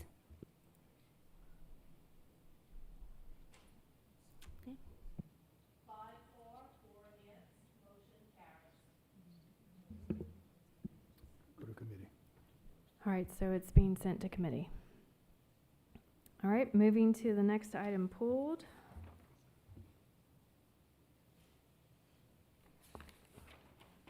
We have item 3.13, discussion and/or action concerning revision to policy GBC, recruitment of personnel. Mr. Bajeron, you pulled this? Yes, I ask that the board approve the revision of policy GBC recruitment of personnel as attached in the public comment section of this agenda item. Second. We have a motion by Mr. Bergeron and seconded by Mr. Britt Lachele. Is there any public comment? Hi, Suzanne Lagenet. So I see here we're gonna remove that we have to post notices of vacancies for positions. I highly encourage you to not take away the competitive process for employees.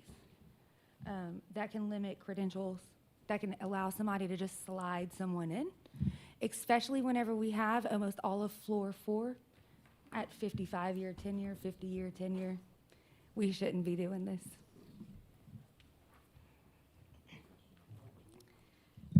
Julia Reed, President, Lafayette Parish Association of Educators. And to be clear, our association represents not only teachers, but also support staff. I forgot to mention that earlier.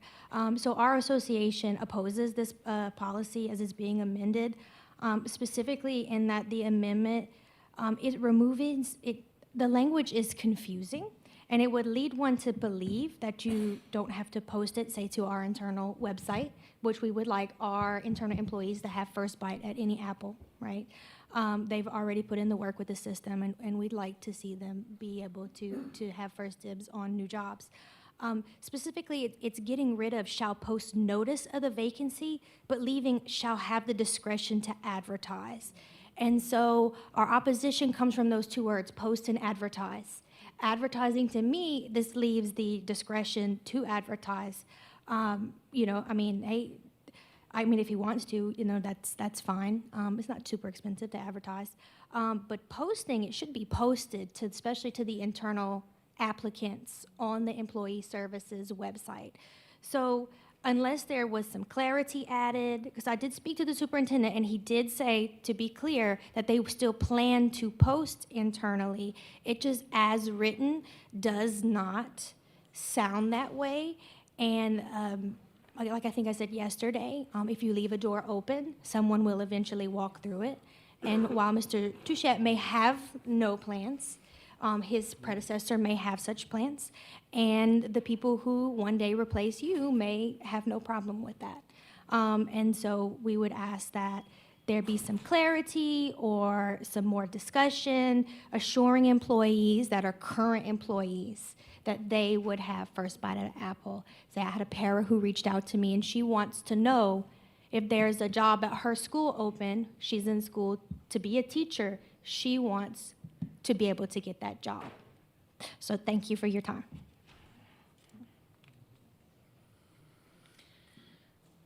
I'm actually sharing this perspective from someone who has Can served you in state your name, please? Oh, I'm sorry. My name is Sarah Bennett. I'm sharing this perspective from someone who has served in the districts, both in the classroom and in a school-level administrative role, and has seen firsthand how hiring practices affect staff, school culture, and ultimately students. This change may be legal, but legality is a pretty low bar for something that directly affects public trust. Right now, the policy says we make a concerted effort to recruit the best qualified applicants, but striking that requirement to post vacancies moves us in the opposite direction. You don't expand your applicant pool by limiting who even knows the job exists. Posting vacancies isn't just a bureaucratic step. It's a basic transparency safeguard. It tells our employees and our community that opportunities are open, visible, and based on merit, not access, timing, or who's already in the room. And we can't ignore the bigger picture. Public education is already under a microscope, criticized, questioned, and in many cases, actively undermined. And here in Lafayette Parish, we know that this district is already under heightened public scrutiny. In that climate, choosing to make our processes less transparent doesn't help us. It makes it harder to defend the work we do and the decisions we make. If anything, we should be leaning into practices that show we are responsible stewards of taxpayer dollars and fully committed to doing what's best for the students. When we shift to discretion, we're not just giving flexibility, we're removing consistency. And inconsistency is where problems start. Even if every hire is made in good faith, the perception of favoritism becomes unavoidable when positions are publicly posted, and perception matters. This also puts our administrators in a tough spot. Without a clear requirement, every hiring decision becomes subjective. That's not protection, it's exposure. It opens the door to complaints and grievances and questions we could easily avoid by keeping a simple, uniform expectation. Just post the job. No one is arguing against transfers or internal movement, but when a position isn't filled that way, the cleanest, fairest, and most defensible steps is to post it. So the issue isn't whether we can remove this requirement, it's whether we should. And if our goal is to recruit the best people to protect our staff and maintain public confidence, then keeping vacancy postings as a standard practice isn't just safer, it's the right call. Thank you. Thank you. Yes, Ms. Landry.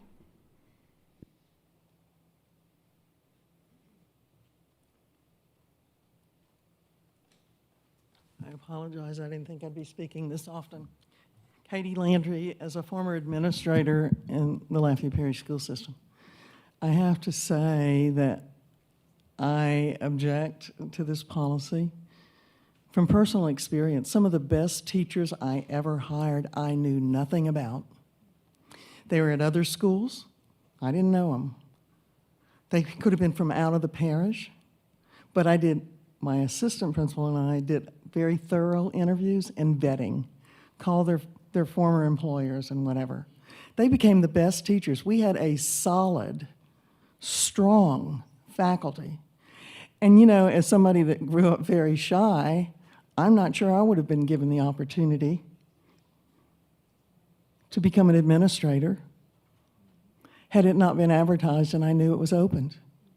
And I interviewed, it took everything I had, being very shy, and out of 56 applicants, I got the position, and I did not know anybody interviewing me. So give people a chance. As a principal, I wanted to interview every single person that applied for a position at my school. I didn't want to narrow it down to 10 like some of them do, because sometimes there's some sleepers in there. There's some really short people and really dedicated people, and how do you find them? I'm sorry, as a former administrator, I understand it's more convenient and it's more expeditious, but I firmly believe, to be fair, for everyone to get a position, then open it up and give them a chance. Maybe they won't interview well and you don't have to take them, but at least you reviewed every applicant. Thank you. Thank you, Ms. Landry. Do we have any other public comment? All right, seeing none, move to board comment. Yes, Mr. Bergeron? All right, I just want to ask the superintendent, why are we striking shall post notice of the vacancy and out of the policy? I'm going to allow Ms. Gardner, who's over employee services, to explain, because I think there's a lot of misconceptions of what is happening here. And again, I think her explanation will clear up all of these different misinterpretations. Ms. Gardner? Thank you. There's a difference between a post, basically, and an application, like advertising for a job. You're posting notice. So basically, when you have someone who has resigned or retired, I can put on the website, and I can just literally post that. I'm just going to use myself. I was the LJ Alamo principal. That we would post on the website that the LJ Alamo principal was vacated. Posting does still not mean that I have to advertise for it. So I would just post that it's vacant, but even though I'm posting, I still don't have to advertise for it. The superintendent would still have the authority to place someone that would have replaced me when I left. So posting is just notifying there that someone has vacated a position. Post or not, he would not have to advertise for it, even if it was posted. Like employee services would not have to make it readily available for everyone to see. Does that help explain the difference? Yes, Ms. LeBeau. Can you define advertising for us? Yes, advertising, we're not going to Indeed, or we use our school board website. So we use Apple Track or Frontline. You go and apply for a job. So on our website, when you go to careers and you go to job postings, that is where we put either a post that is vacant, or you can apply for a job. It lists all the jobs that are there. That is advertising for a job that is available. So the posting on our website is advertising? We don't advertise in addition? No, ma'am. I don't take out an ad in the newspaper. Or I don't take out. Sometimes when we have a very, very difficult job to find, just like you do when you hire a superintendent, you might take it out nationally, or I might put it in old school. You put it in the newspaper, or you would have put it in, I can't remember the Times magazine that used to be y'all are too young for that, but that was a true advertisement. Our advertisement is through our website. So if you're working in another parish, or you're working in the district and you want, like Ms. Katie Langer says, I'm an assistant principal looking for a principal job, we would go to our local website to look for that. Okay, and we're asking for discretion to put it on the website, or we're asking for discretion to go to Indeed.com? No, we're asking for discretion right here, not to just have to go and post it. So again, I go to the careers page, and I resigned as the principal, and the superintendent, my space is vacated. The only thing that this policy is saying that has to be done right now is all I notify through a post on our website that are on the door out front that I've posted a vacated position. Even though it says that I have to post it, never says I'm not forced to advertise for it. The superintendent can appoint. We're just taking away the step of posting a vacancy. That I am the Alamo. I could go put a Post-it note on the window saying the Alamo position is open. We're taking away the posting point of it. We've been posting the vacancies, but not every job has ever been advertised. This does not change the advertising portion of it. Okay, thank you. And board members, let me just state that I can appoint anyone without even putting it up whatsoever, whether it be a principal, whether it be assistant principal. So all I'm saying is that, look, we're going to do what you guys want us to do. It just, again, is this an extra step that our employee services has to do, and it's just to be able to cut down on just having time to be able to get certain things done. Sorry, Ms. Trahan? So, because the verbiage seems to be confusing, post-advertised, why don't we just clean up the verbiage a little bit? Shall post and advertise, make it really clear what exactly you stated in the policy, so there's not any gray area in regards to this, so that we completely understand, because posting with the school system may mean advertising with another like entity, like business. So that verbiage just seems to be an issue here. And I just don't see how we are not going to make for certain that we are posting and advertising for what all we need to be. And so it's still, just even hearing you, and I completely understand about posting and advertising and all the things, but it's still just not clear in regard to this. So it, just as amended as it is, just doesn't feel right in that regard. So I don't know, Ms. Gardner. We paralleled it as across most districts in the state. They don't have the shall post there. We just paralleled it. Forethought carries policies throughout the state. The shall post, again, it's just posting a vacancy. It doesn't have to do with advertising for someone to fill out an application. That's still at the discretion. I guess maybe if there was more to that part that made it clearer, it would feel more comfortable with that. It would feel more comfortable to me. Okay. Okay, Mr. Lejeune. Ms. Gardner, I am a little confused, all right? I'm sorry, I am a little confused, all right? When I was a principal and we had an opening on campus, didn't matter what it was, we called Human Resources, we put it in AppleTrack, and it was advertised 5, 10 days, whatever. Are we still doing that, or has the process changed? The process of advertisement was never in policy. It was a practice in employee services. So if, let's say I have I'm gonna give you an example. Yes, it's similar. You do put it in AppleTrack because that is how we track financially in our positions that the board grants through FTEs. Yes, ma'am. That is accurate, 100%. It all goes into AppleTrack every single time. Okay. But you've been a principal and you've had a really great sub for a long time, right? And you have a para position that opens up or a teaching position that opens up. I'm a retiree that wants to come back to work. You called employee services, you put your stuff in AppleTrack, and they moved that person into that position. You didn't have to wait those 10 days as a principal. You were able to slide that person in, you're in the middle of the year. You didn't have to wait those 10 days.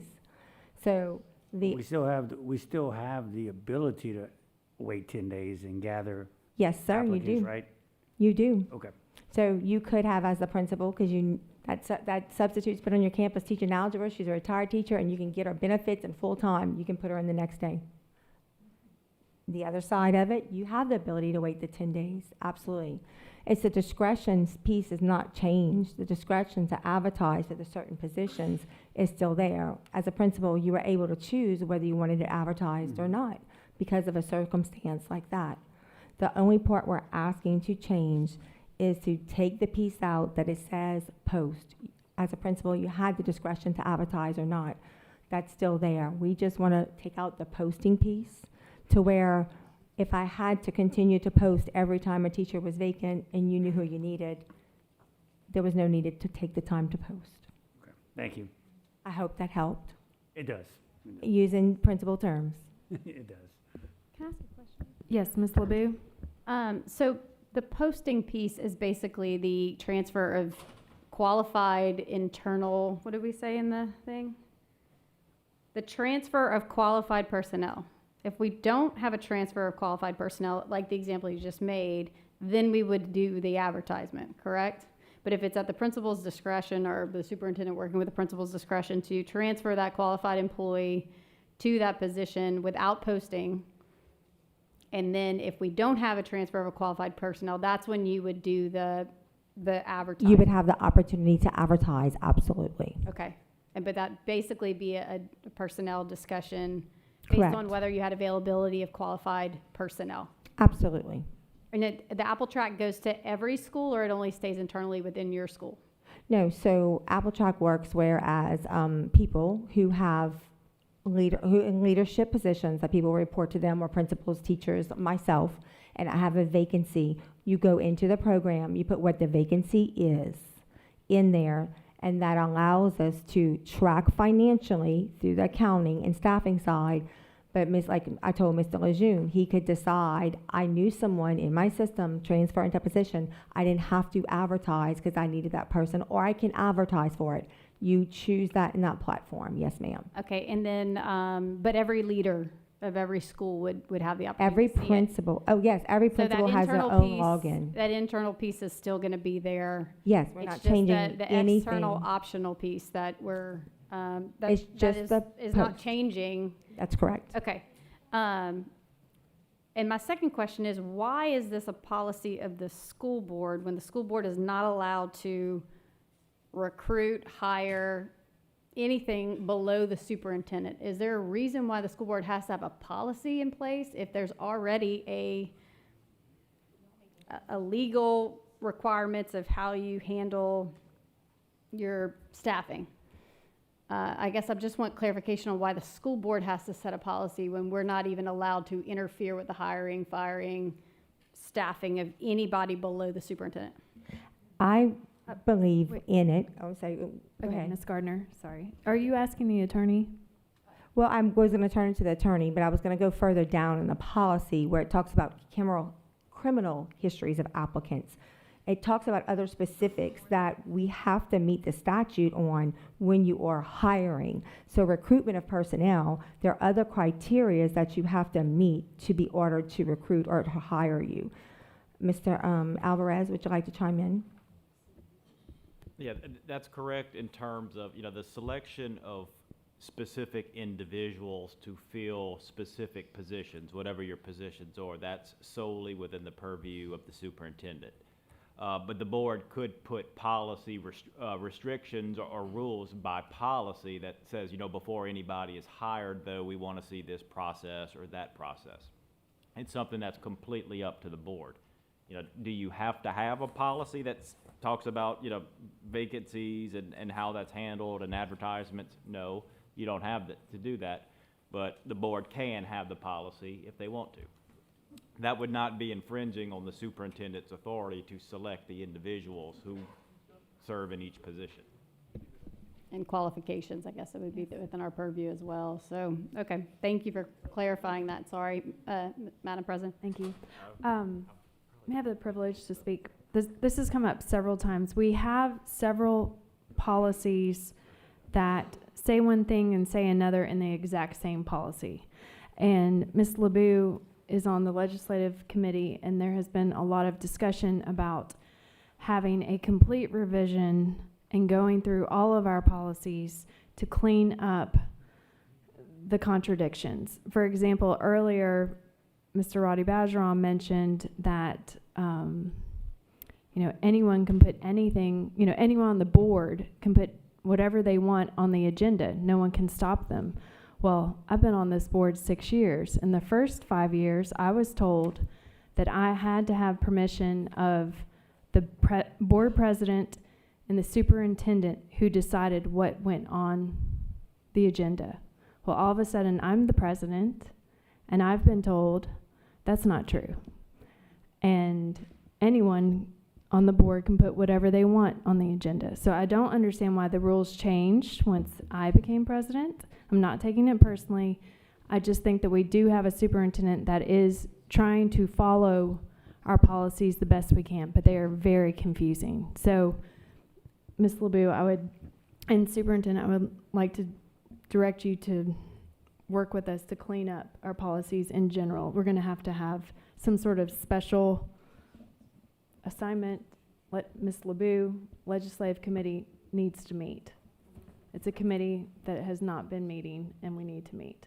So, she is the chair. Okay. Is there anything else? Do we have any? Yes, Ms. Trahan.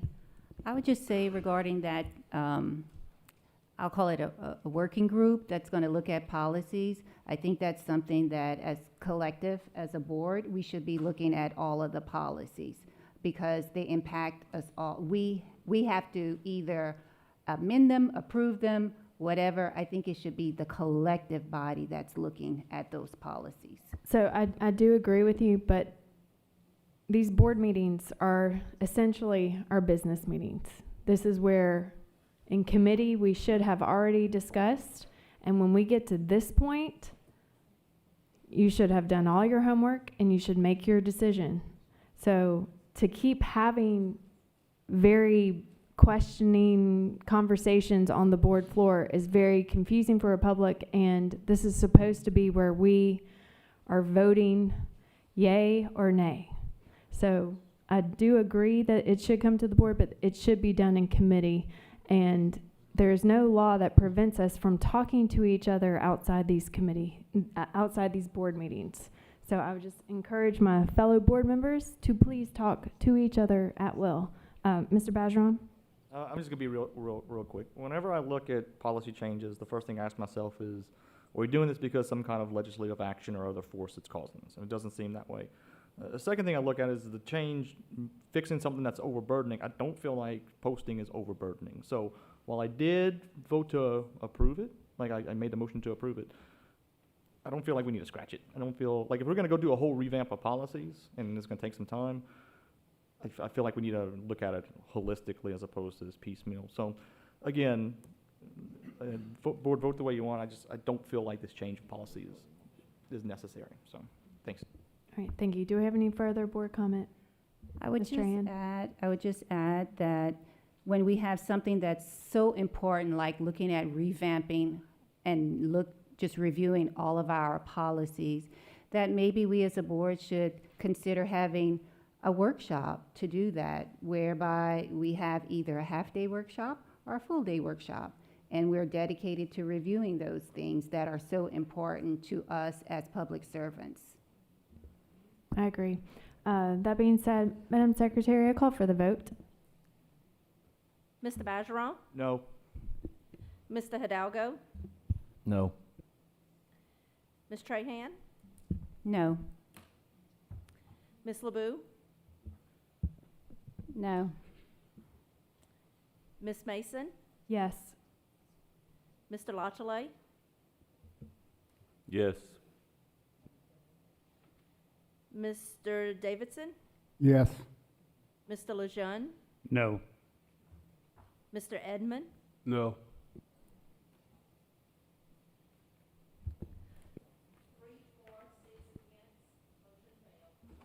All right, thank you. That was the last item. And this meeting, I'm sorry. I have, Yeah. hold on, just a second. Madam President, I move that we go into executive session to discuss item 4.1. Second. All right, I have a motion by Mr. Jeremy Aldago and a second by Ms. Kate LeBeau.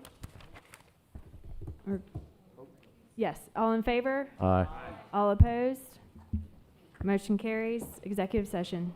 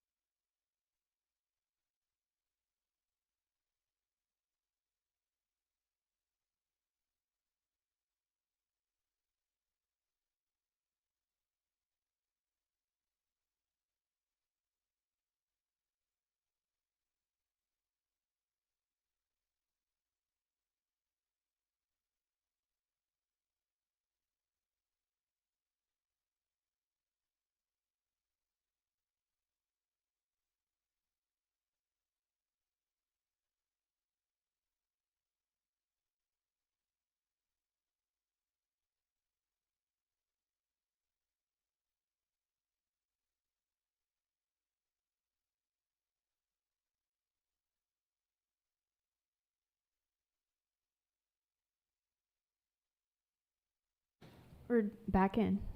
I have a motion by Mr. Hidalgo and a second by Ms. Kate LeBeau. All right. We have reached the end of the agenda. I'm going to Oh, make do we need to- I'll make a motion, Madam President.